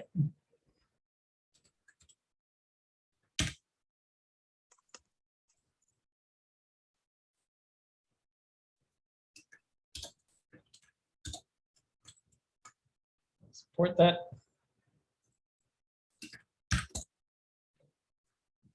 All right.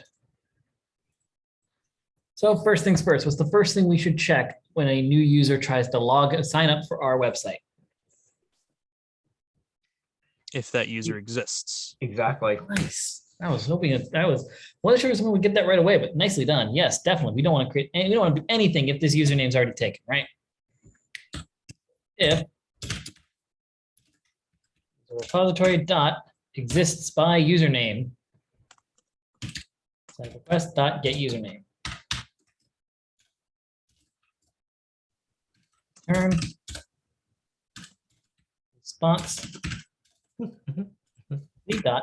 We have a nice good one called, and this is what we want to use here, is something called add request, and that's a comment item for this. We're also going to take advantage of the fact we can give it a new body, and this is going to be our second type of response, and this is one I mentioned before. New message request response. This is going to be our other response object that we want to have. And this is going to be used for both errors and just in case you wanted to send a string of information. This is just us sending back a string of information. Make sense? Mm-hmm. So this is going to be a very, very simple object. New Java class, message response.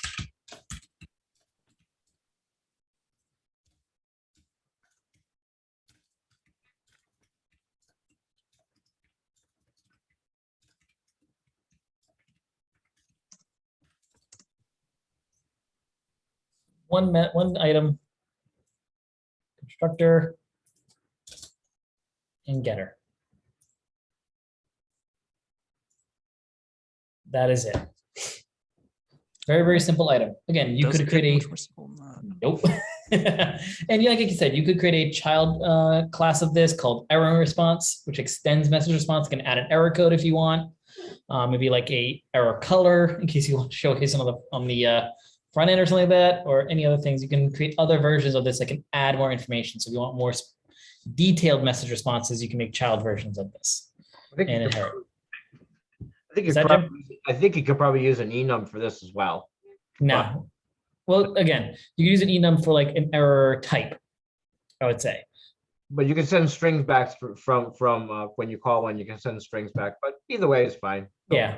It'd work. I like that because I like it this way because that way I can put custom messages, and I can also, if I need to, I can also concatenate information on certain messages that I want to send back to. This time we'll do error. Oop, I'm also going to go ahead and import that now. Error.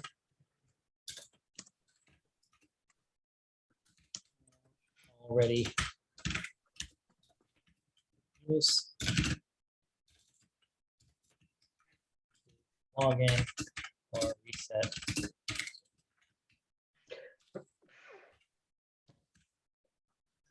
Sound good? Pretty standard message you probably get on a site, right? Yeah, but my name's the same name as another person. And email already in use. Are you saying that they have the same email as you? Oh, maybe. Oh, Now, yes, if you, again, now doesn't mean, yeah, you might go to another site and try to use a username you want to use. It tells you no. And the problem of us using emails in our system is we're not going to do any sort of email validation to know that you're the owner of that email. So yes, technically Matt, or actually, sorry, Jim, you could come in and log and create an account on Geeky Likes as cliff@careerdevs.com, and now I'm screwed. I can't create an account because it's not going to ask you, it's not going to send you an email asking you to confirm that you're the owner of that email account. right. So it is the one downside of doing this. So again, this might be where you guys might want to change that in your site and not have it force a single username per email. But again, we're not worrying too much about that. And there are systems and techniques you can use in the system to start applying that. You can add a randomly generated string of text to the user model as a validation code, and any email, and as well as a validated field that is a Boolean value that starts off as false. When they create the account, you can use an API tool known as Twilio. Twilio is an email API system that allows your websites to be able to send emails through Twilio's MailChimp. Twilio MailChimp is owned by Twilio now, so that's why I call it Twilio, but Twilio. But MailChimp is the actual item, or SendGrid. You can either use SendGrid or MailChimp. Those are two that I'm familiar with. So yeah, you can use their APIs to send an email to that email account that was signed up with the code. And like I said before, after a certain amount of time, with an expiration date on it as well. If they don't use the code within a certain amount of time, someone can go through the signup process again with that same email account. That email account does not become locked. Sound good? Mhm. Again, do you have to do that? No, but I'm just giving you guys a heads up that there are ways around this, are things to do, and they're not that complex. When you really think about it in a simpler sense. There are tools out there that allows you to send emails. So yeah, that's how you would add email validation to your site. And technically, there's a nice little extra feature for any of you for your final projects. Integrate MailChimp and email validation for your user accounts. That could be a really cool little mini feature that you could add. So, and again, showcasing the consumption and using of other real life websites out there that already exist. You got that. So if you confirm that that username is not in use, we're good to go. Create new account. So user, and I got to import that right because I only imported the repository, not the actual entity. I want to bring in remember again, bring in the Geeky Likes one, not the one from Spring Security. Is a user, new user. We do username, then password. So yep, we do request.get username. And we're not going to go straight ahead and just do the password as is. We're going to do encoder, encode, sign up request, get password. The encoder's the bean one, right?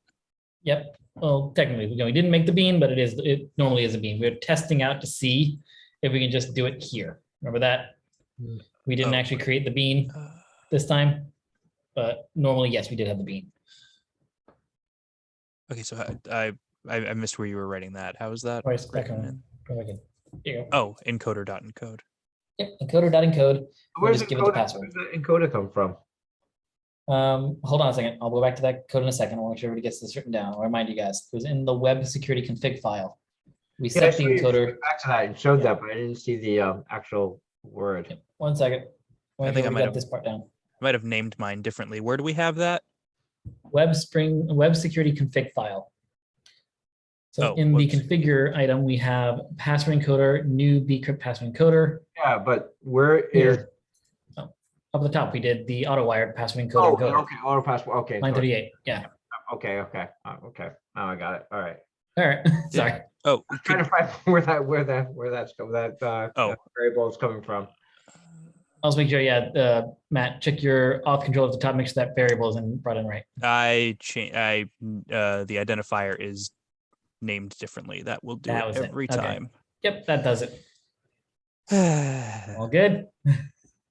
Everybody else makes me good? think I'm losing my mind. You are not, luckily. Not yet.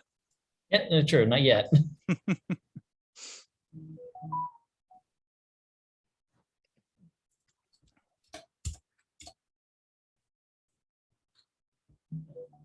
User good there. All right, That so password encoder just goes out and goes into Springboot and just finds where that's located and just pulls in, just makes it work. what was that? That auto wire, when you said password encoder, it just goes into Springboot and just finds in the code where that is, and then just pulls it and just gets the information. Oh, right, yeah, no, AutoWire, like I said, yeah, because it's a bean is because it was configured by the web security config. Spring knows about it, so that's what brings it in, just like we never have to actually assign any of these models or repositories. AutoWire takes care of it. Yep, Because there's no way you're actually calling config, as you're just calling like no, from that. Yep. Okay. like I said, that's where I'm concerned that because we didn't do a bean here, Spring may not know where this is. It may not know what it is. So here, the authentication manager has authentication manager under bean, and so it's Oh, going to recognize this. So I'm concerned that this is actually not going to work. Because okay. that was a question you guys asked last time. Mhm. Why did we have this in a function? And I was like, I'm pretty sure it needs a bean, and that if we did this here, it would actually yell at us. But this isn't yelling at us. But now I'm concerned that Spring is going to yell at us because, like, hey, I don't know of any password encoders because there's no function that returns A password. a password encoder that is identified as a bean. So Okay. Spring won't know where it is. Okay. But I want to test that. I'm very confident now that's why we did it, and that's where it is. Because this, what bean does is just identifies the return type as, so it has a authentication manager bean now. And so when I then auto wire it, it finds an authentication manager bean and says, yep, that's where it's coming from when we bring that item in. So yeah, so it's going and looking through the publics and looking for those words like password or Yeah. application, just looking for Well, those. kind of, it does create a map of that. It doesn't actually have to go through files to that. No, During yeah. the configuration process, it initializes and set these things up so that the auto wire is easy. Yep, Okay. but yeah, so it knows that that item exists at that time. It knows exactly where it is. Anyway, like it creates like a hash map of all the beans that it has. Anyway, Okay. got that. Actually, you know what? Actually, there's something I want to get from the sign up request that we can do. Actually, I forgot about it. We want the roles that the user's going to do. Yeah, we do want that. Yeah, or at least the role that they're going to have, the initial role that they're going to start with, right? And for now, we'll let that actually come through the sign up process. So sign up request. Role, the initial role.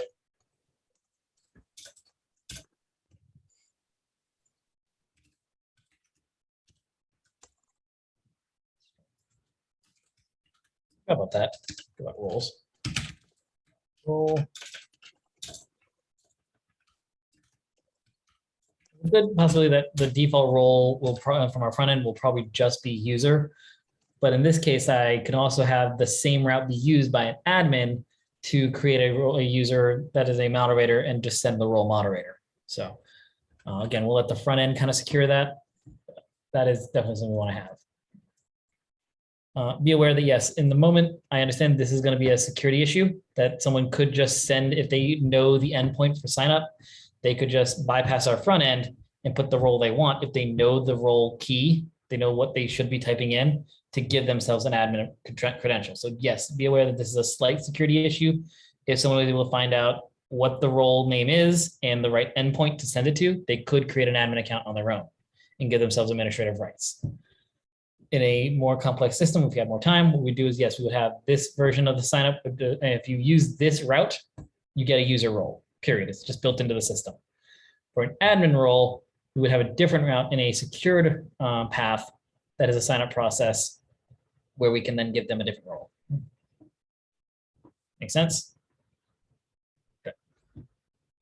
But right now, we're going to try to keep it simple so that way in the front end, we get to front of React later, we can easily create the accounts we need, or at least through the API, we can create the accounts we need.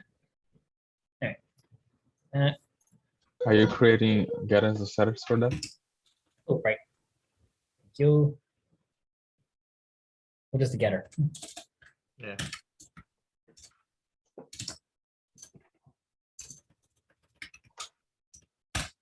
There it is. Get role. Thank you, because I was literally just about to use that method. Yes, and see, ready? Set string.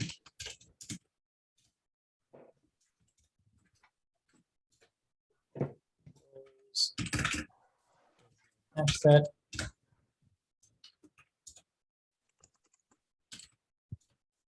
Got that. str roles. So we're going to create an actual roles hash set. This is going to do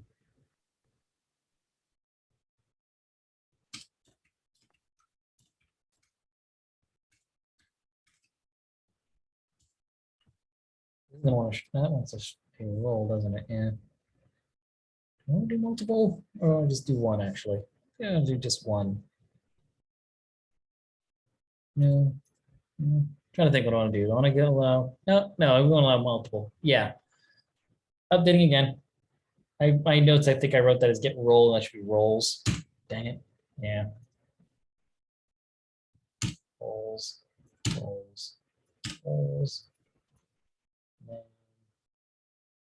Factor. String. Type migration. That.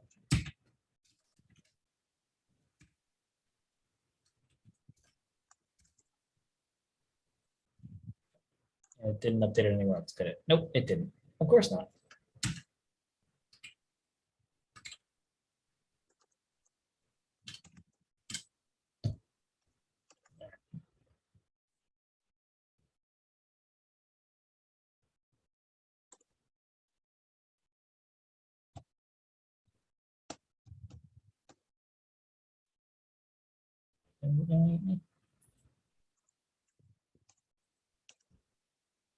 Oh. We'll do roles. We want to be able to set multiple roles at the same time. So that way you guys can see that full process. So last change. Why did I write my notes role? That's annoying. Yeah. So my notes, I had this as get role, but I'm fairly confident that if I was actually going to look at the note of this request object, I'd see this. I didn't think I'd need this because this is so simple. So I did look. Anyway, got that. Here, get roles. I'm going to string a string of roles, but again, our roles are again enums. Don't forget that. So I mean another set of roles. Roles.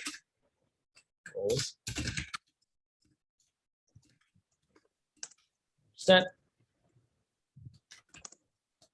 And now what we have to do is you have to check to see if we got roles. So now, if we got roles, for example, if we don't, we want to get them as a user. So if str roles with a null.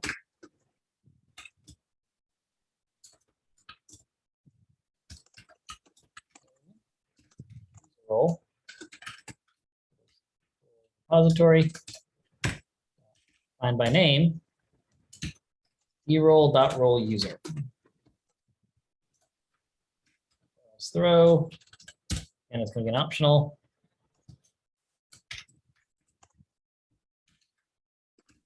This one I'm going to do a runtime error because there's no reason we should get this error. We should never get an error on this. It's something if this is not found, there's a major problem with our system. Most likely our database got corrupt and something really, really went bad. So we're actually going to do a runtime error, runtime exception, sorry.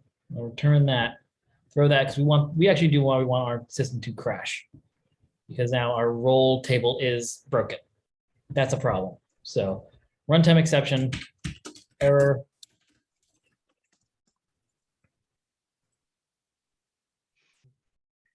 That's not a problem. Everybody becomes admins. Oh, that's it. If you can't find the user, then you can't find anything. That most likely. Roll is not found. Party time. Jeez. Well, that's it. I don't think it would be party time because that just means we can't do anything on our site if all of our roles are broken. I know, well, Party time because the entire staff just got fired. There we go. Yeah, that's more likely what happened then. I'd agree with that more. And then I'm going to do roles dot add user role. We don't, if no roles were provided in the request, give them the user role. Else, SDR roles. I'm going to do 4. And actually, I think I want to do. Let's do 4 each. Actually, this time. There's no reason for us to ever skip anything, so now you guys can see the 4 each. See what that looks like.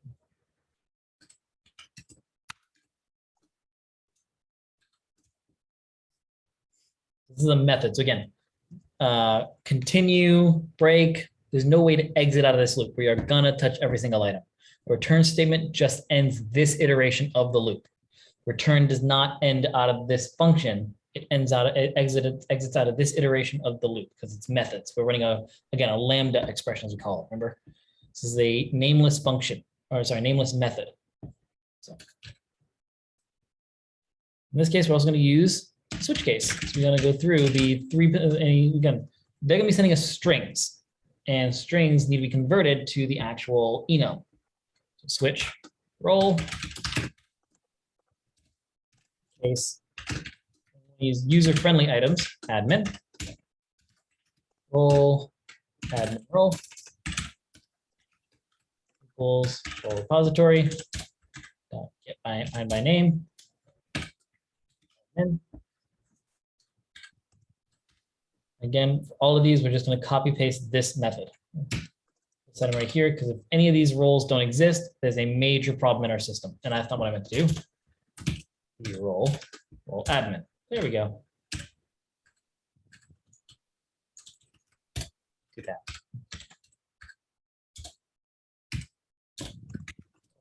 Add role.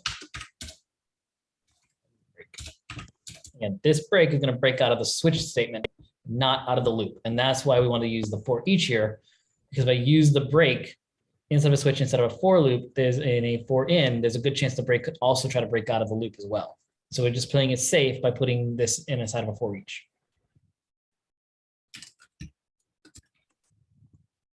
We do mods, that way we don't have to type the whole thing moderator.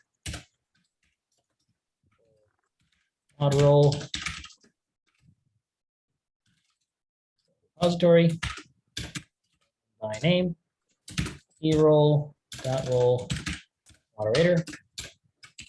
Looks throw. Add role. Kind of need purple for. I've seen that before. Oh well. Break. Default. And again, the default is we're just going to add the user. So if they somehow add a role that is misspelled or incorrect, we're going to assume that is a user role and just go with it. So that's going to save us from having to deal with that and having to send kickback errors because someone mistyped something. That way we can still go through the process. A mistype won't cancel out of building it. So we're just going to reuse this now.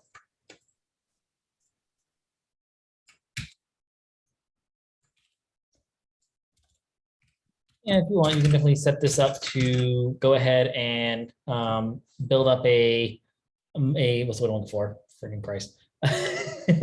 a method for these, because these are very, very similar. You could maybe actually create a method for this process so you don't have to be so repetitive. Maybe get through this for us so we can get to the actual testing. Love the way you spoke, break. Dang it. Slow down. Stop it. Break it off. Anyway, last up, user dot set roles. Roles. so we did that. Yeah, username, password, get the roles. We set the roles to those roles we set. That we're good to go. We're going to go ahead and do user repository dot save user. And we're not actually going to send this object down to them because we don't want to give them the user ID number technically per se, at least not until they sign in. We don't want to accidentally send down the password without thinking. We don't want to send down any of the user data. So we're just going to send them a message saying user registered. And then we can redirect them to the login page so then they can log in. So we're not going to do a sign up instant login. We're going to do a sign up, sign in process. So they sign up, then they log in. We're not going to log them in when they sign up.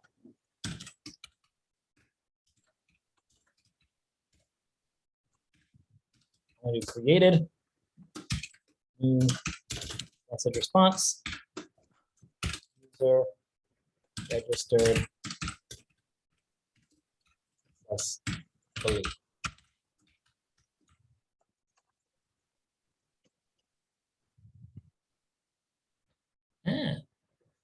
Created is not a URI. Okay. Interesting. So I want to use some. How do I change this then to make sure it'll accept dot created? I'll look into that. That's what it is. So this, like this, wants only accept certain dot somethings. I have to do something else to accept the dot created. That's interesting. I'll have to look into that. When you do created, it suggested something. Yeah, URI. I don't know what that is. It's a URL, which, oh, I think I'm right. When you do the created thing, they're expecting you to send the URI of the created item, the location of the created item in the website. We don't have that. So yeah, well, that's why I forgot about that rule, that the technical rule behind created is that created in the original HTTP rules, status code rules, that when you do the created, it's supposed to return the URL of that created item as well, so that the people can go find it, or that the front end can go find it. But not as important nowadays because of more complex front end systems that can do that automatically with the body of the item. Okay, it's fine. We'll do responsive.okay for now. Or we can do when we can just do new response entity. Let's do that. I want to do that because I want to do it created. Return new response entity. HTTP status.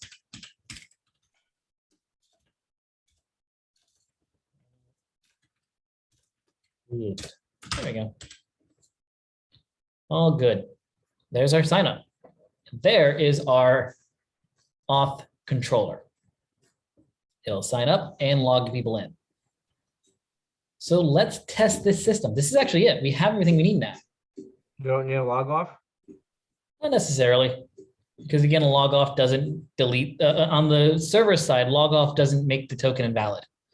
The log off would be front end based, where we would then delete the token from the user. That makes sense? Mhm. Yeah, we're not using any session IDs or anything there. So the log off being sent here isn't going to actually do anything. We can't invalidate a token once it's been written. We can do though is make sure on the front end that since we're not using expirations. If we were using expirations, no, you can't change the token to make it expire early. Yeah, what we do though is, yeah, the front end would have a log off that would just delete the JWT token from local storage. Make sense? Mm-hmm. All right. So yeah, we wouldn't need a log off. If we were using session things, then yes, we would need that so that we can delete the session. Good question. Yeah, as of course, as you can see, we're not doing anything to actually connect this to developers yet. I might do a mini lesson on Monday for that, or if we have enough time before the vacation, I'll show you how to do that, or maybe I'll do a mini video later or something like that. It's not very difficult though. Again, we would just do a one-to-one user to developer. And at some point, either during this process, we would add that account, or what we would do is we have another route where we would send the developer information to a secured route, and we would extract the data, which I'm going to do. Yeah, let's see, 9:35. Yeah, we might still have time. Let's find out. Oh, let's make sure this works though. Play. Run the application. See if it actually boots up. Where's that red line? Because I forgot something. Come on. Well, that's a red line I wasn't expecting. I use unsafe practices. Thanks. Oh, good. Yours didn't. Oh, hello.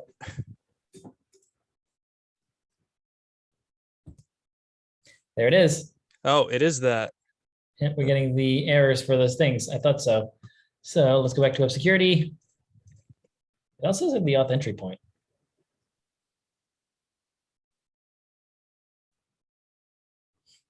And we're going to do the bean for that as well.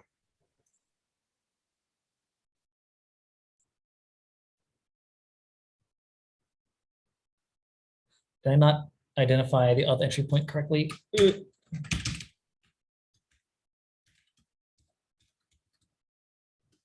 I not give it a component? Oh, we didn't.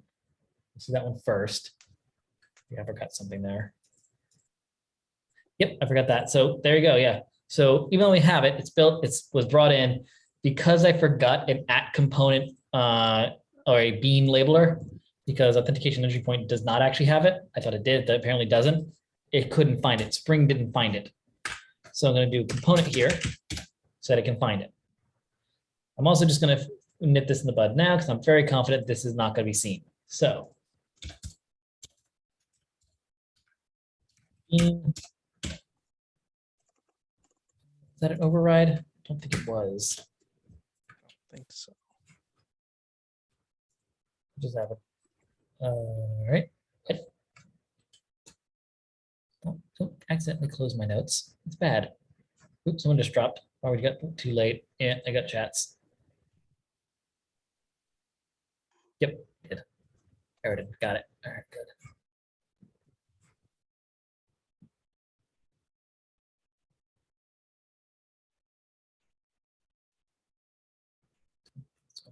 Sure, it is not good. Okay. That being public encoder.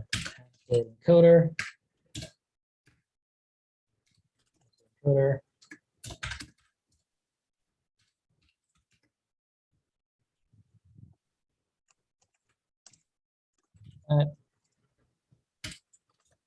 Let's put the function in there.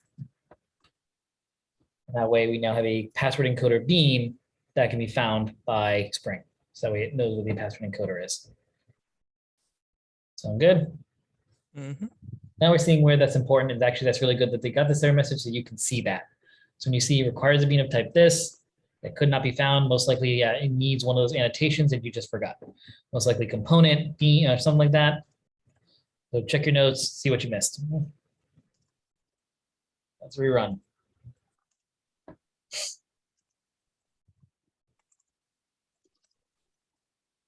And that looks happy so far. Yay, it is. Good. Had my JDBT open, but let's go ahead and open up another. It's another one. Yeah. Oh no, a Postman.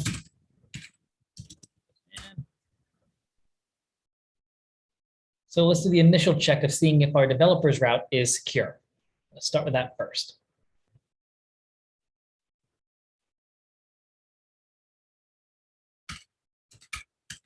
The host. How did you get the red tide there? What? How'd you get the red tide? Look at your address, Crimson Water. It was just random. I forgot about that. Yeah, I don't know why I got the red tide. It's just that's what Postman gave me. Localhost 8080 API / developers. See, you're unauthorized. So now let's go to API auth sign up. Body raw JSON post. Yeah. Name test.com. Password. Best password. You forgot the 1, 2, 3.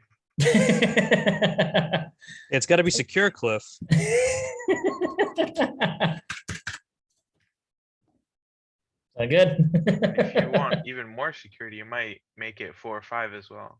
supposed to be the We're best good. I think we're good. If we look over here quick before I go.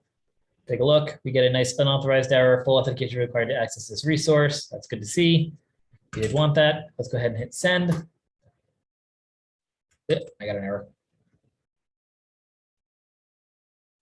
Role is not found. What?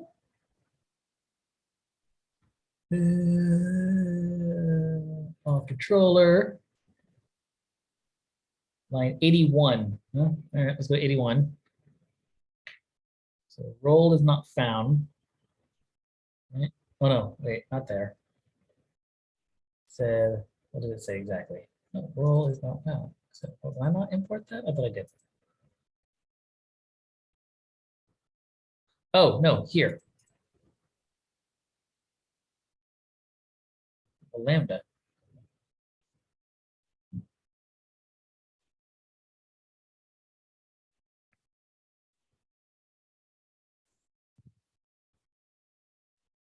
Oh, there's a runtime error. Oh, so yeah, these roles were not found. Wait, I thought the enum supposedly makes those enabled by default. Did I not get that right? Did I actually do something? Hold on. Did I forget something?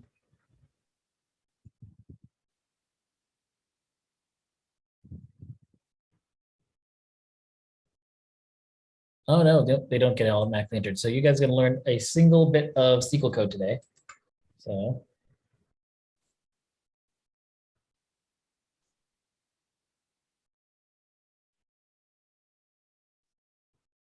we don't want to create a wrap for that. That's not going to be beneficial to anybody. So yeah, that's bad. Actually, make it big like that. Probably not. I can make it bigger. Let's do, yeah, so it's not too far to the top of the screen. Do that. Actually, that's fine.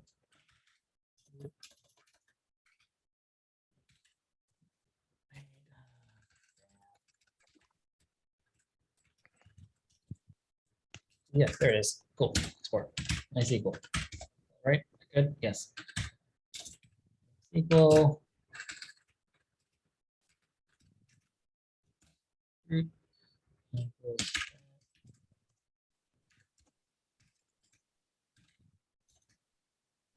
Oh, what was it again? Wasn't it root test or something like that, or test root? I don't remember the Mac commands. No, the password. I feel like I'm not typing it right.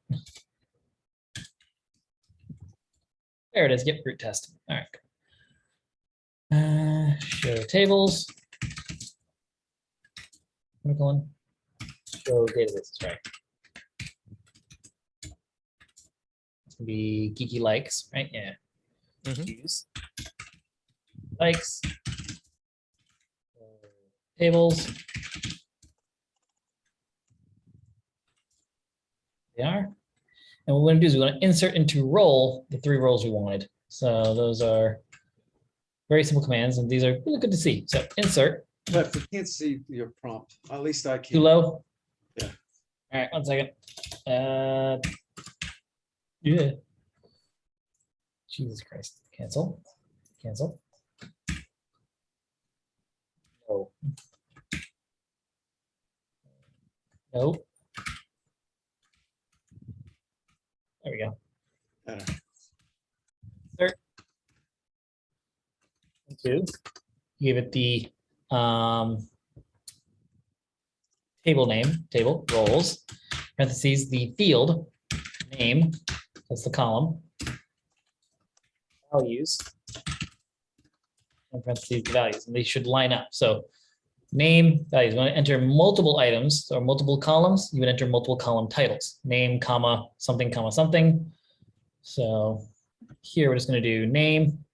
It is for user. Oh, I'm dumb. Role. So table name was role, not roles. The up arrow to get the same thing, then we're going to switch it to role admin. Role moderator. There we go. So if you do, now we do select. Roll. We have our 3 roles now. Cool. I gotta look into that because I swear I thought enums were useful because they would auto add them, but it's fine. Hey, oh, Problem? is there a way to edit? Because I didn't put all caps on user apparently. I would just do, yes, is update.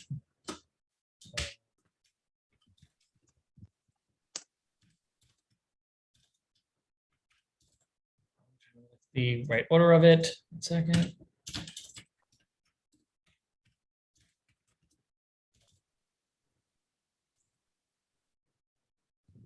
Update table name. Yes, update role. Set. That's what I was remembering. Set. Then you give it the table name or the column name, which is name equals value where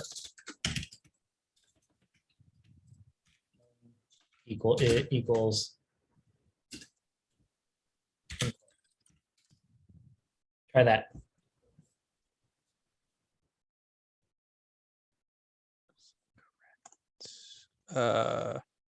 Unknown column incorrect in where clause.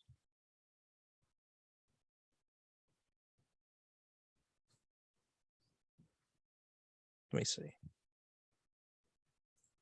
Share screen. 1 second. I want to try something before.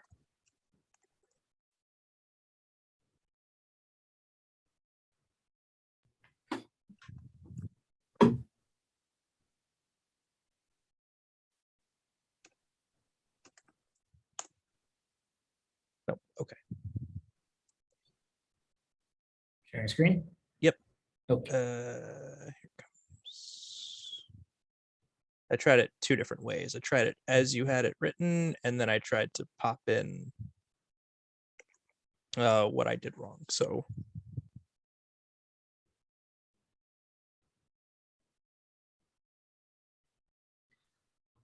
Why is it saying the column is role user? That doesn't make sense.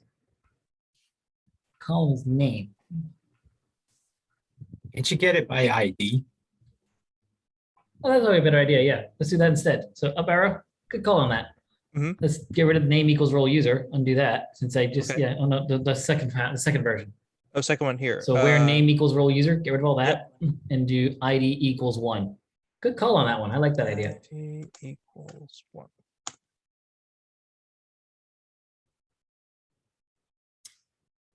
No, okay, that doesn't make sense because it should be recognizing name as the column. Why is it saying role user? Shouldn't Oh, column be I'm named- dumb. No, hold on. column should- Role user should be encompassed by quotes, single quotes. Oh. Sorry. Single quotes right Yeah, here. that should be a string. Yep. So I'm dumb. That's supposed to be a string. It's not a string. So yeah. Yep, there you go. So Okay, the same one, the other one was the same reason why that wasn't working. That was So select star. Let's make sure. yep. So good the single quotes. My bad. Perfect. Thank you. So, yeah, Good do the catch, same thing with Travis. those two. Yeah. Good catch on the ID. And yeah, I totally don't know why I didn't do the single quotes. All right. Anybody else have any issues with the sequel?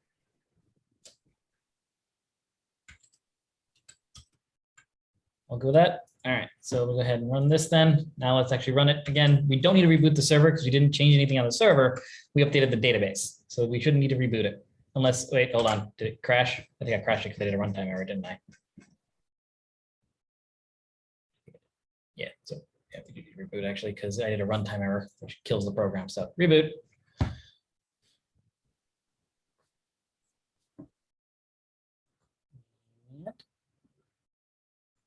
Beautiful. Send. User Hey. registered successfully. Let's see over here. Nothing else than really you've said there. Dispatch servlet. Get that thing initialized and completed initialization. All right, cool. Extra, not really important stuff. So yeah, I logged in. That's fine. Now let's switch this to sign in. Oh, sign in. Same information, username and password. We hit send, and I get a token. Look at that. So I got my token now. Let's copy that. I don't know why the copy button is. All right, well, okay, fine. Command C. Let's go ahead and do get localhost 8080 API developers authorization bearer token. Paste that in. Send it. I got told no. You did a get. Are you supposed to be doing a get there? For developers, yeah. Oh, right. You need the token for that. Oh, why did I crash? Hold on. Got an error message here. Failed to lazily initialize a collection or role. Not initialize proxy, no session. I told it not to do a session. That's fine. Not set user authentication. Why not? So JWT auth token filter. Where are you? Here we are. Does it use, I mean, does it, So we got this message here, cannot set user authentication. So he threw an exception and there was no error message. Great. Well, you didn't say to give it the message. You didn't put Right. e dot get message. I know, I didn't think I would need it because I was expecting an error, but let's Oh, see. okay. Let me look at my code quick. So we got that. Parse request, we got this. We entered, because of that, we had to hit this line here through here. So we got inside. Detail service load by username. Username password authentication token, authentication. New username and password authentication token. User details, conditions none, user details, get authorities. Get context, set up authentication, not set user authentication. Pretty confident this is the one that threw the error. Let's do e dot get message. it's interesting. I find it interesting. It says failed to lazily initialize a collection of a role. Yeah, What is your That's rule? Is it set surprising. lazily or eager? don't think we set that for anything though. It's just the role has nothing set up for that. It's just a standard model. But it's just weird that it says lazily, like it's like it was set. Now the token's still valid, just so everybody knows. The token's still valid. There's no expiration on it, so.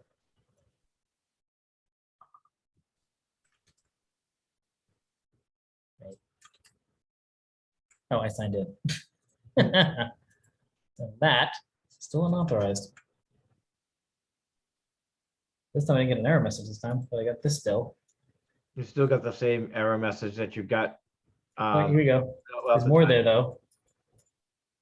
No, it was the same one. It gave that same error, It did. which is nice because you don't get the extra garbage at the bottom. You just get that nice log file. I wanted to know what that was. I still didn't. I didn't get. Okay, cannot set either as authentication. Failed to lazily initialize a collection of role. And model. Not initialize proxy. No session. So where's the models though? Go to role user. Oh. Model. Stateless. Let's see.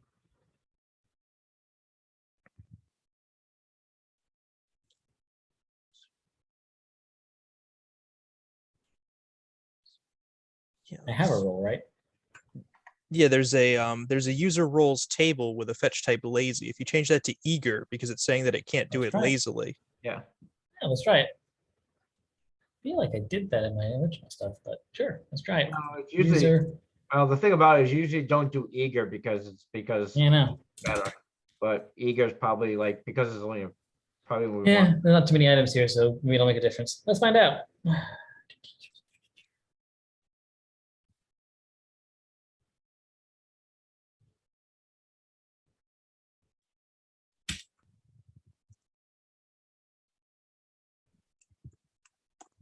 That was it. Some things you don't question, you Can I just check do. my notes again. Is that really what I had? What I had? Did I just not pay attention to my notes? Or did I Yeah, just I don't think copy I that used down the- wrong? I don't think I used eager either, so that's interesting. I didn't I'm run into kidding. Could it be an updated thing? 'Cause I'm fairly confident I didn't do eager either.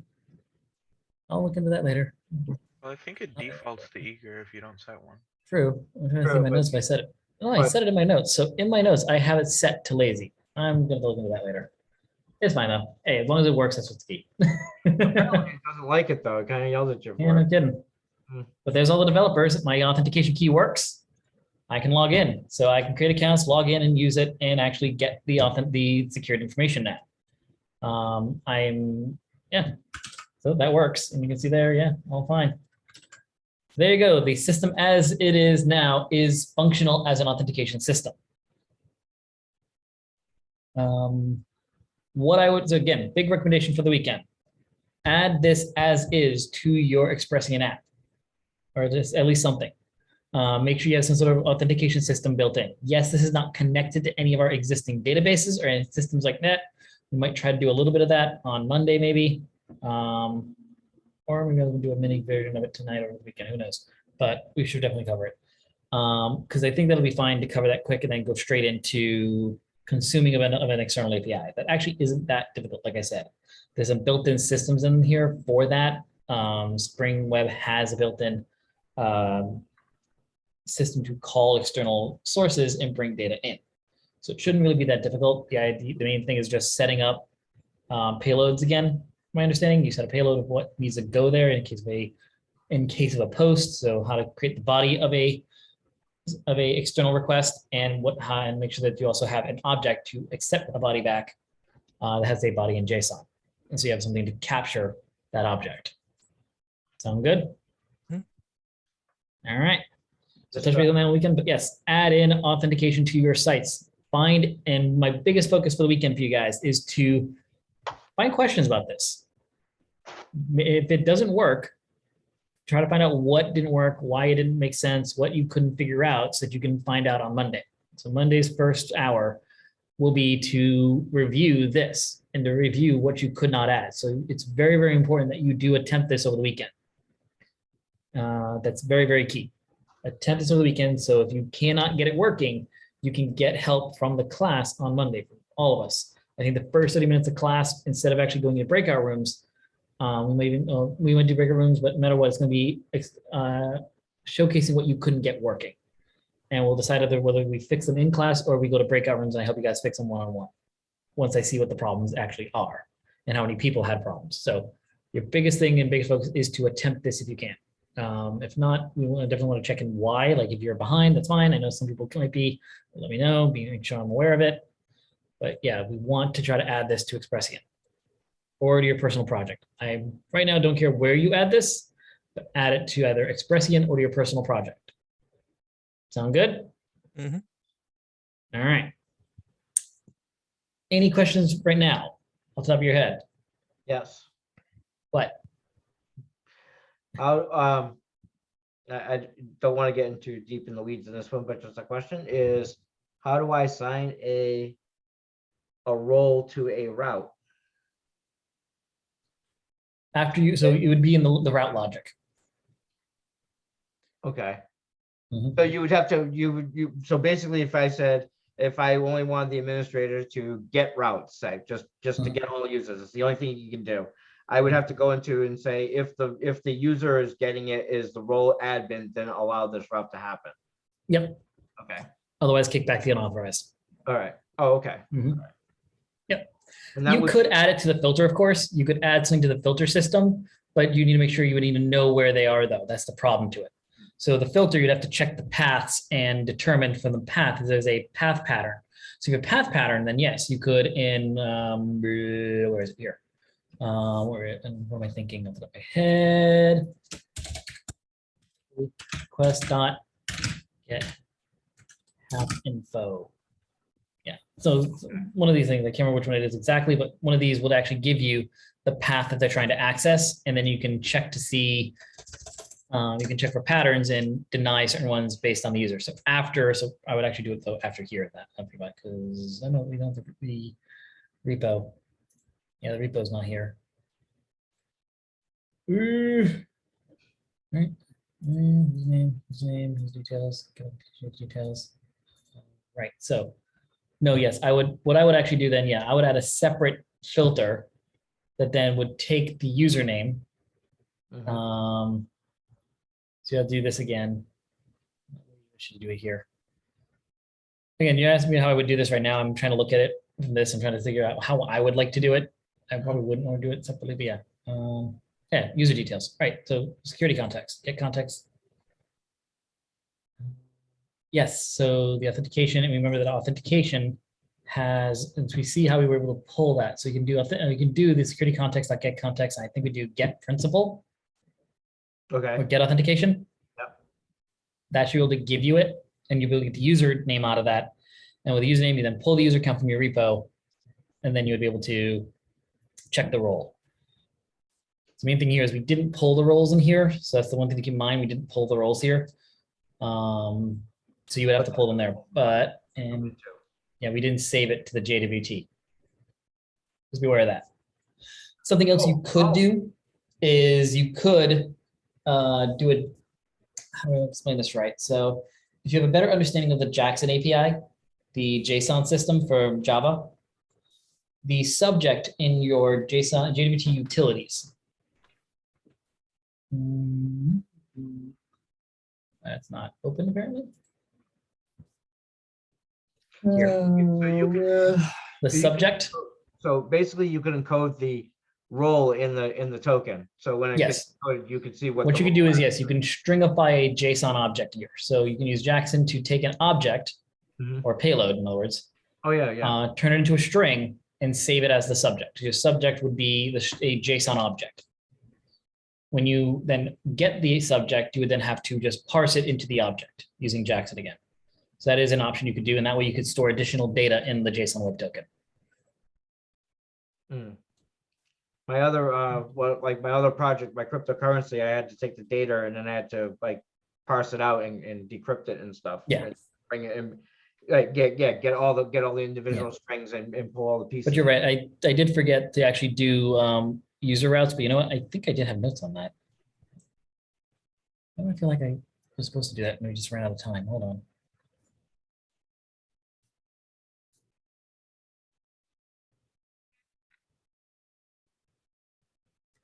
I did, I think. 1 second.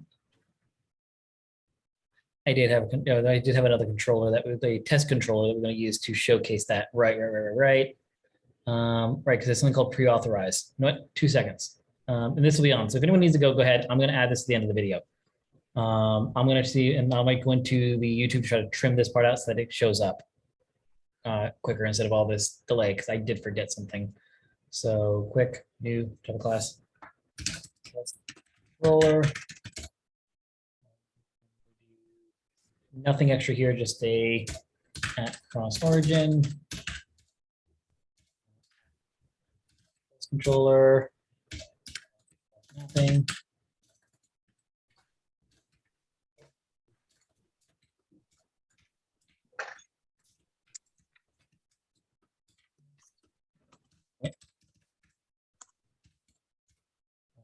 At get mapping all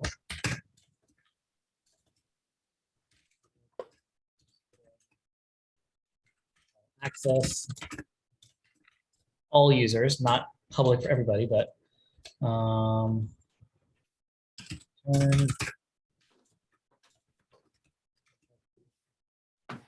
content.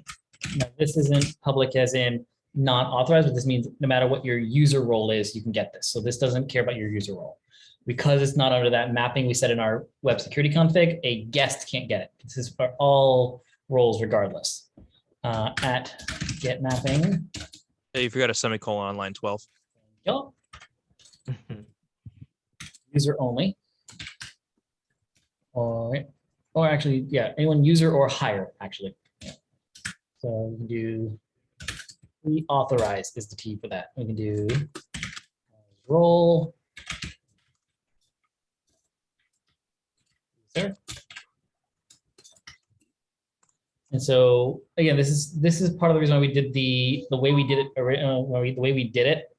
That capitalized underscore system is what is recognized by Spring Security as well. So the role underscore is ignored during this process. So when it does has role user, it looks for role underscore user or has role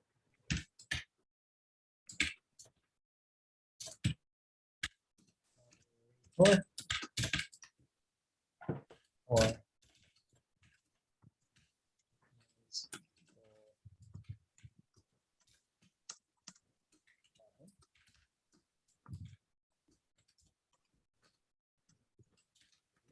Not a keyword for all. what's that?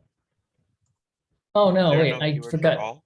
No, there isn't. I actually forgot that I totally didn't add that routing pattern to my web security config because I didn't actually do testing in ours.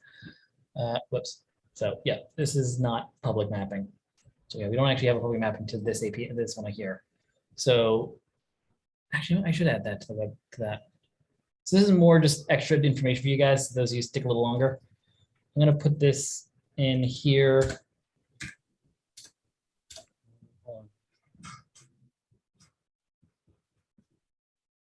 I left an item out because we didn't do testing. I forgot that I want to do this here. So I could put in this dot authorize requests. I'm just going to copy this line. Make sure I don't misspell because it's not doing pre-fill for some reason. API test at all, but yet I can still. Why is that angry?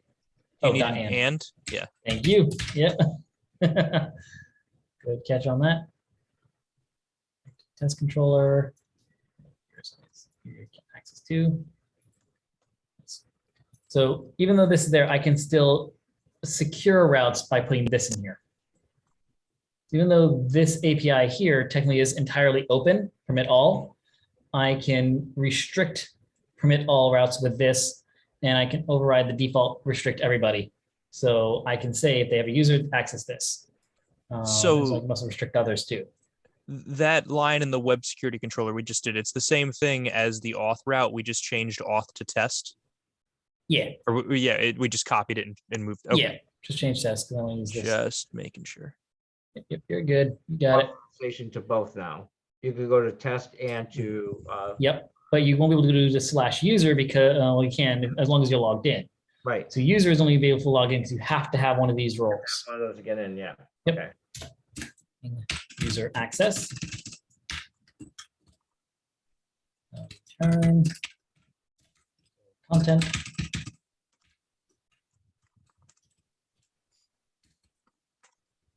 Copy this just to make my life a little easier because we're so late already.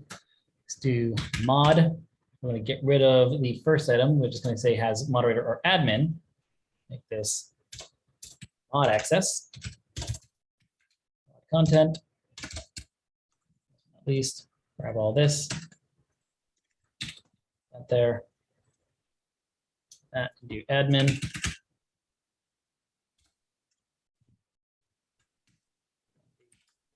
Paste. Admin access. Reboot. Stop and rerun.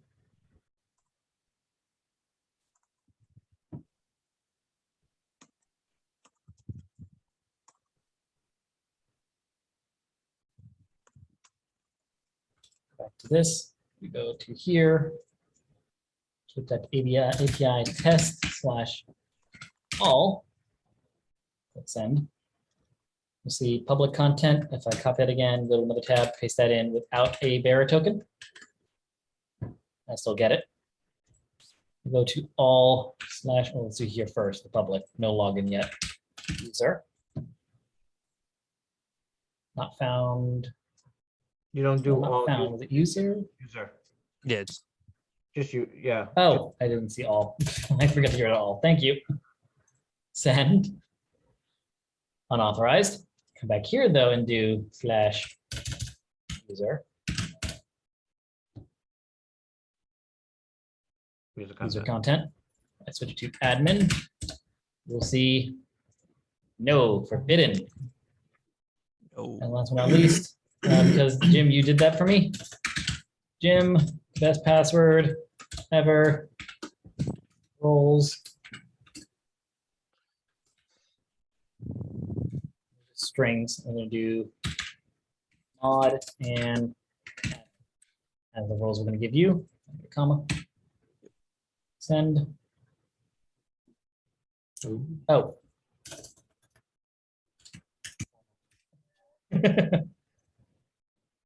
User registered successfully. And Cool. see there, moderator and admin. Got that new token.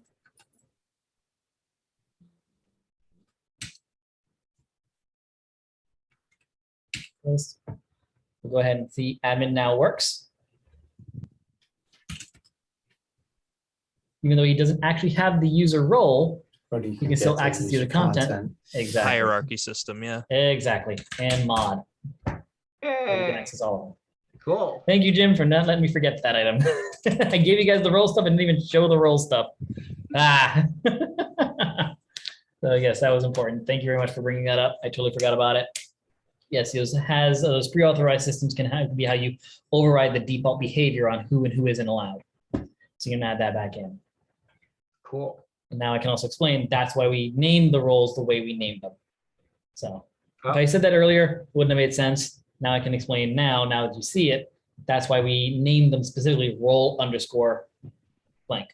Because that when you use the has role, it ignores that role underscore thing with the grant authorities into the Spring security system. So it recognizes that format. Makes your life easier.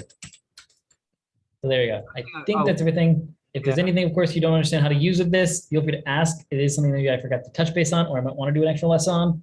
Authentication and route security is definitely, like I said, it's a beast, and it's something that's very important and useful. So yeah, stretch. Feel free to bring things up if you need to. But yes.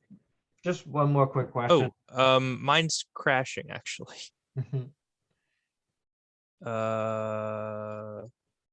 After you. What cause this problem include? It's not liking the test controller, I think. Yeah, something's wrong with the test controller. Share it. Share. Sorry. No worries.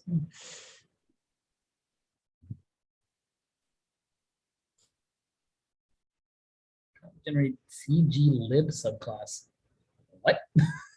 I Scroll to the top. Sure.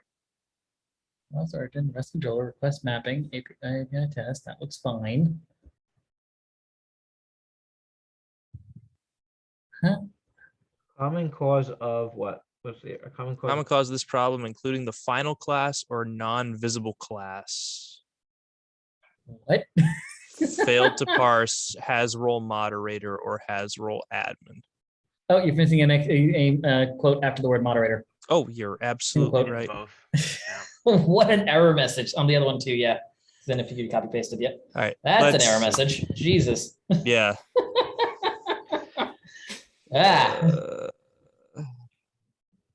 And good. All right. Thank you. That was a fun error message. I don't know. That one confused the hell out of me. Like, what are you saying? Yeah. Question. Go ahead, Jim. In that switch statement you made, Yes. why does mod work and not the word moderator? Because we are just seeing what the user entered and then converting it to the enum.moderator on the switch statement. So we're just allowing the user to enter something a little more user friendly. Oh, so And if then I, converting it to enum. if I typed in the word moderator, it would actually just default me to the user, not mod. Yep. Because I typed in the word mod. Exactly. Yeah. We Okay, just use all right. user friendly terms. So, Okay, all right. yeah, these are just user friendly terms. Okay. So I mod can gets put brought in, anything but we don't there I actually want use to. this to assign the role. We use this to assign the role. Right, okay, all right. So I can like put anything in here I want. Yeah, you could do moderator here and then have it work. It's fine, but just, yeah, whatever you do, you could have to type it in. You could Right. also even have multiple variations. We could do case mod, case moderator. Oh, that's true, yeah, you can have it all cascade down into one. You can have all- Exactly. Over here, we do case admin and case Thanks, Freddie. straight door. This person decides to be really, really descriptive. I would want to stab that person. but- Freddie was better. Nah, case Freddy goes down here under default. But yeah, you can do those. Technically, again, in this case, you got to be careful that we're not doing case sensitivity. So something you might want to consider is to do two lowercase here. Oh, yeah, Make sure we actually get that safety or add in the other items. So do be aware of that. Again, a lot of times I would assume that we're going to use like radial dots or checkboxes on our website, not have them type these in. And so we're just going to send them back. And again, and so that in that case, that's why I'm going to use admin and mod, because those are easier for me as a developer to type, and I'm less likely to make a mistake on typing out administrator or moderator. So I'm also just making these easier for me to type in as well. Sound good? And a couple other questions. Go for it. Have a lot of them. Admin, moderator, and user. These are obviously special ones to Springboot. But I what's if I wanted to make a role, say role salesperson, and does that just become a user, or No, again, does any role I add as if I said like role salesman, does that become either a user, a moderator, or admin, or do I have actual more control? I believe you have more control. but Built them in yeah. the enums, right? Yeah, we did them in the enum, dude. That's where they came from. Right, So but how does it for- know? Like, how does it Hold know on. between those three? Because again, we added them in the stream, remember? On the No, I know that, but how does it know the power between all those three? Like, how does it know the doesn't. admin? You set them. Oh, I As set far as so good question, actually, I see what you're getting at. So yeah, as far as Spring's aware, there's no difference between user, moderator, or admin. okay. You create the difference. You define what the difference is. You decide. You in your system, you can say that a moderator is actually the leader of the system by Oh, just giving it more access and giving it more logic. Spring Boot doesn't care what the role is, it just has a role, and you decide in your routes and in your front end what that role is allowed to do in access. So yeah, Spring Boot doesn't have any hierarchy. That's why we had to add all three. So we had to add all three here because Spring Boot doesn't identify as moderator and admin being equivalent to user. We made them equivalent. So you be aware of that. The main thing, as long as you use a role underscore something, that is a role that you can use. So I could, I'm not going to go too far because it's too long to do it. It's going to take too much time. If I really wanted to, under e-role here, I could add the role clown, put that in the database and actually have that be assignable, and it would be a valid. I could do has role clown. okay. But then, but I could set up like that clown. I can go in and set logic throughout this whole entire thing that if the Yes. role is clown, I can Yes. have them like do different things. Exactly. Do You different- define what the role is capable of, not Spring Boot. Okay, all right, Spring Okay. Security does not define that. You define what they can do. okay. And you define their hierarchy, and if there even is a hierarchy, are they equal, and just they do different things. So All right. yeah, role doesn't necessarily have to mean security level either. Role can just mean role type. Like think of the idea of like teacher and instructor. So they can be similar, they just do different things. So or hell, actually the better one, sorry. And let's say on your car rental app, you can have the sales rep and you can have a technician, the person who cleans the car. And so they can have different access on the site where a technician cannot rent out to a user.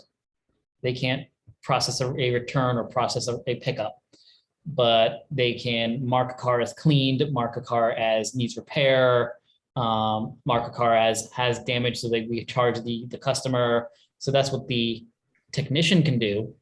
They have the same security access pretty much, but they can do different things on the site. So there's not a hierarchy there. The technician isn't above or below the employee, but what they can do on the site and what they can do in the API is different from the cashier or the what would you call the person that does that? I don't know. What's the right name for that? Because they're both employees, so employee doesn't really fit, but you get the point. Yeah. Cashier, I don't really call them cashier either. Associate, there's the word. Thank you. That works. So yeah, you have your associate and your technician. So yeah, the associate, they can start a rental, say get picked up, they can say dropped off, they can mark the car status in that. The technician come in and say mark it off as needs cleaning, been clean, has damage, needs repair, any of those things that can trigger like charges to the customer, at least attempt to charge the customer a bill and those kind of things. And they can also say ready for rental, and they can mark it and put it in a location, and they'll update the location. So that's where, yeah, your roles don't necessarily also need to be a hierarchy basis, and your roles can also just dictate what they can and can't do. Okay, that makes sense. Make sense? Yeah. Cool. And so there's some ideas, by the way, for some of your other projects, by the way. So 100% your roles can also just dictate, oh, look at the doggo. Hello, doggo. Keith. I'm showing my screen. I know you guys probably can't see it. Oh, he put it away. That's okay. I look insane now. Oh, come on, man. There's Now, nothing there. Yep, see? Look Thanks, and buddy. now we all gaslight Put Cliff. it away. It's getting a little too late for you, Cliff. Keith's like, hey, I never showed a dog. What's he talking about? It's cage. But all good. Hey, I got to enjoy it at least. Any other questions on the system? Come on, Jim, any more? No, I think that's it. As much as I have right now.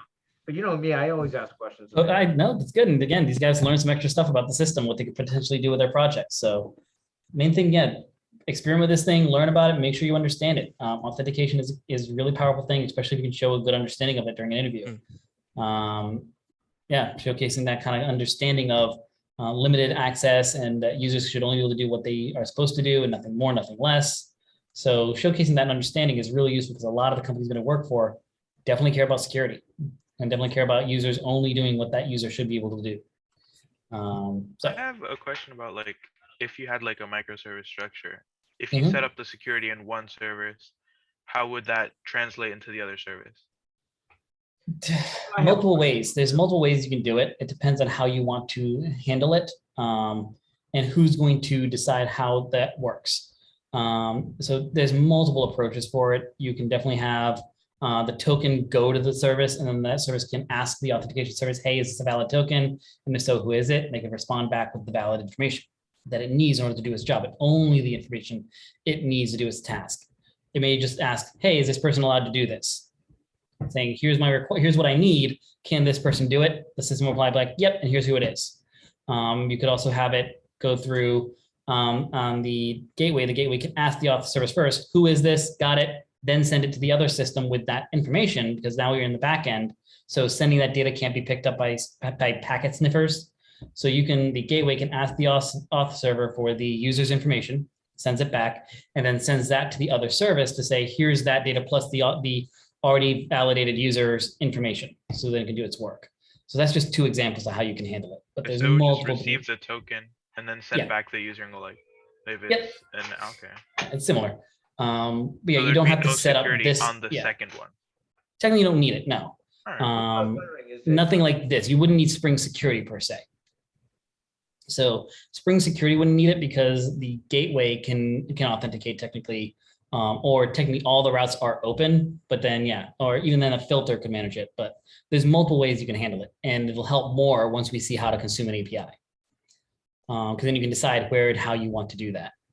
So, like I said, there's thousands of different ways you can configure it, and it's really just based on how do you want to manage, and also managing balance between speed, performance, and bandwidth. So those are kind of the key items you're trying to identify and optimizing: performance, bandwidth, and that kind of stuff. So just to recap on that. So on a microservice, all the microservices don't necessarily need security. Your authentication microservice will go into your gateway, and your gateway will dictate what path and where everything should go to the other. And again, it can, doesn't mean it has to, but it can. It has that ability to do that if you want it to. Because that's because the gateway is like traffic cop, right? It dictates where it Traffic cop, operator, however you want to word it. Yeah. Okay. Oh, that would be cool. So you could just have security on the gateway and then have the others open other than Yeah. just Just be aware again verifying that, the- in order to validate, it would most likely go to a user microservice, and because you really want the gateway validating or getting the user information potentially, because then it has direct access to the user database, and your gateway is the one item that is public to the internet. So do be aware of that. Your gateway is a public server, while the microservices usually are going to be private servers that can only be accessed by the gateway. So if a incoming connection comes from like a browser, the microservices will deny that. The microservices will respond. They will respond to the gateway, but they won't respond to browser requests, the standard HTTP requests from random IPs. Because I was afraid of that. I was afraid what if a hacker could just, jump and go past your gateway and authenticate the server and your system. That's the thing. If you're has no so security to go. again, depending on how you set up your system, Yeah. with OpenShift, for example, even though the devices themselves might be in physical different locations with different IP addresses, Right. they have an identical local IP address, and so your microservices could be configured securely with the cores to only accept incoming requests from the IP address of the gateway or from the internal IP address. Oh, okay. So that way it only accepts requests from it's something that is trusted. Whereas so if a browser attempts to send a request through Postman to you, you're like, I don't know who you are. You're not part of our group. No. And it just instantly denies it, regardless of whether it's an actual user or not. So the only thing that can accept a untrusted, unknown request is the gateway. Okay. And so that's what can help to protect your systems. But that's why I'm saying that's why the gateway shouldn't be in charge of actually validating tokens and actually pulling from the user database, because that's the thing that's going to be the most attacked. The gateway is going to be attacked, and someone does gain access to it, they can now send query requests potentially to your user database. And so you still want to use your microservices in the background. So the gateway would then send, in the filter would use a consuming API process that we're going to touch base on next week. So that filter we talk about, and for other parts of it, you would actually send the request to decode or to pull from the user database the data that we want from the user repository. We would send that to the microservice, the user microservice, and let that send back the information you need. So that way, like I said, if someone wants to try to get user, because you never want, the biggest security issue is for a company is if they leak user data. That can be the biggest hits to any company. Anytime that's happened, stocks crash, people go insane, people delete accounts, they lose trust in the company. It's a huge PR problem when user data is leaked, because unfortunately, even myself can be a little bit of a victim of it sometimes. I try to use as many different passwords as I can, but I sometimes use same passwords around. And that's why it can be issues. Most people in this world are going to use the same password for several sites. Anybody here? Can anyone here tell me that they use a different password for every single site that they use? No. I Only would just yes, started. but I would say yes, but no, because yes, I do, but no, because I have a password safe that I have all my passwords in one big application that with Right. one password I get in. Exactly. Password So safe. the only people who do use different passwords each site, usually because they have a password manager, because you're not remembering them all. Exactly. Because they're all like 16 characters long, like Right. But So yeah, I agree with you saying yes and no. no, so like I'll use a default one just so I can know I can get Yeah. in, but then eventually when it says your password is compromised, I'm like, all right, I'll change it to a, a secure one this time. Right. And so that's the thing you gotta keep in mind. That's why it's such a big deal when companies lose that data, because yeah, a bunch of people have to go around changing a bunch of passwords everywhere. So you want to keep your password manager password. My password manager password is not just password, it's actually a long, 1, 2, 3, 4, 5, 6. It's the best password ever. There it is. The best password ever. 1, 2, 3. password. I have it. So the password manager I do use, password safe, I use it and it goes onto my Android too. So I actually have it on both. So That means password data is being sent across the internet. I hope they encrypt it. oh, it is. Good. No, I mean, no, it's not. I have it like the file is like on my Android, that file, and then I just pass it over to my desktop. So my desktop. Okay, so you actually have to physically move the file, so it doesn't go across the internet. No, but there is one called sync, and you go sync to your cloud support. But then that's Only do that if they do end-to-end encryption with that. yeah. Make sure they boast end-to-end encryption on that. If they do not do end-to-end encryption, then yes, a packet sniffer could pull the data. So Yeah, but I think Yep. I think the file itself is encrypted itself. So besides, I know you have you use PGP stuff and you have PGP keys, so you could encrypt it yourself and send it to yourself. that's true too. So just yeah, if you notice that the password sync system doesn't use a PGP key or some sort of end-to-end encryption, send the file yourself across the internet using your PGP stuff. Yeah. So just so everybody knows, PGP is one of the most common but also most secure way of encrypting and sending data and for end-to-end encryption. You use someone else's public key to encrypt the data, you send it to them, and they use their private key to then decrypt it. So you use public keys to encrypt the data, and because it's one directional, you cannot unencrypt it with the public key. You need the private key to decrypt. And so that's kind of how that works. So you can find anybody, there's a directory online where people can put your public keys that if you want to send an encrypted message to someone, you go, you get their public key, you get their public key, PGP key, and you use that to encrypt the data, send them the encrypted file, and then they can use their private key to then decrypt your message. The other use case of that is you can also sign files with your private key, and people can use your public key to confirm that that message is what you typed. So what that does is you type out a message, it encrypts, it creates a signature from the content of your message plus your private key. It creates a signature based on that, based on the content of the data and your key. Someone can use your public key to confirm that the content there was used to create the signature. If someone changes a single character on that message, the signature no longer matches. And so that's a way you can confirm that if you send a message to somebody, that your message is what you sent. And that because there is a type of hacking concept known as a middleman attack, where you send a message from, let's say, Matt, you're sending a message to Keith. Sergio somehow intercepts that message halfway there. He changes it slightly to say, hey, send me your password. Perfect, he has the hood on, that looks great. Sends that message and then lets that message actually go to Keith. Keith sees it and like, oh, dang, Matt needs my password for this. He really needs it because of some sort of emergency. Sends it back. Sergio then gets it. And then he makes sure that it never gets to you because then you never know that it actually happened. Or he can then change the content to say, hey, yeah, that was great. And actually responds to your original message. And so none of you, actually, neither one of you realize that that's been a problem until at some point, Keith, you just happened to mention, so did my password help? And Matt's like, what are you talking about? So, and that's only if you do decide to ask that. Sound good? Mm-hmm. Yeah, feel free to ask more questions. I keep getting busy with the weekend, but I'll try to see if I can do office hours again this weekend. I'll post if I'm able to do them. I have a lot of things going on for the break because I'm trying to finish up a lot of stuff for you guys and make sure these lessons are ready. I know authentication is big, so if what I will say is on Sunday, if you have a question that is needed to be answered, a difficult one, post it in Slack. That way I can try to do what I can to see if I can reserve some time for that. Because if I know you guys actually have a question, I will do what I can to see if I can at least find some time during the day to jump on quick. All right, and worst case scenario, someone else might be able to answer the question at least. Sound good? Yep.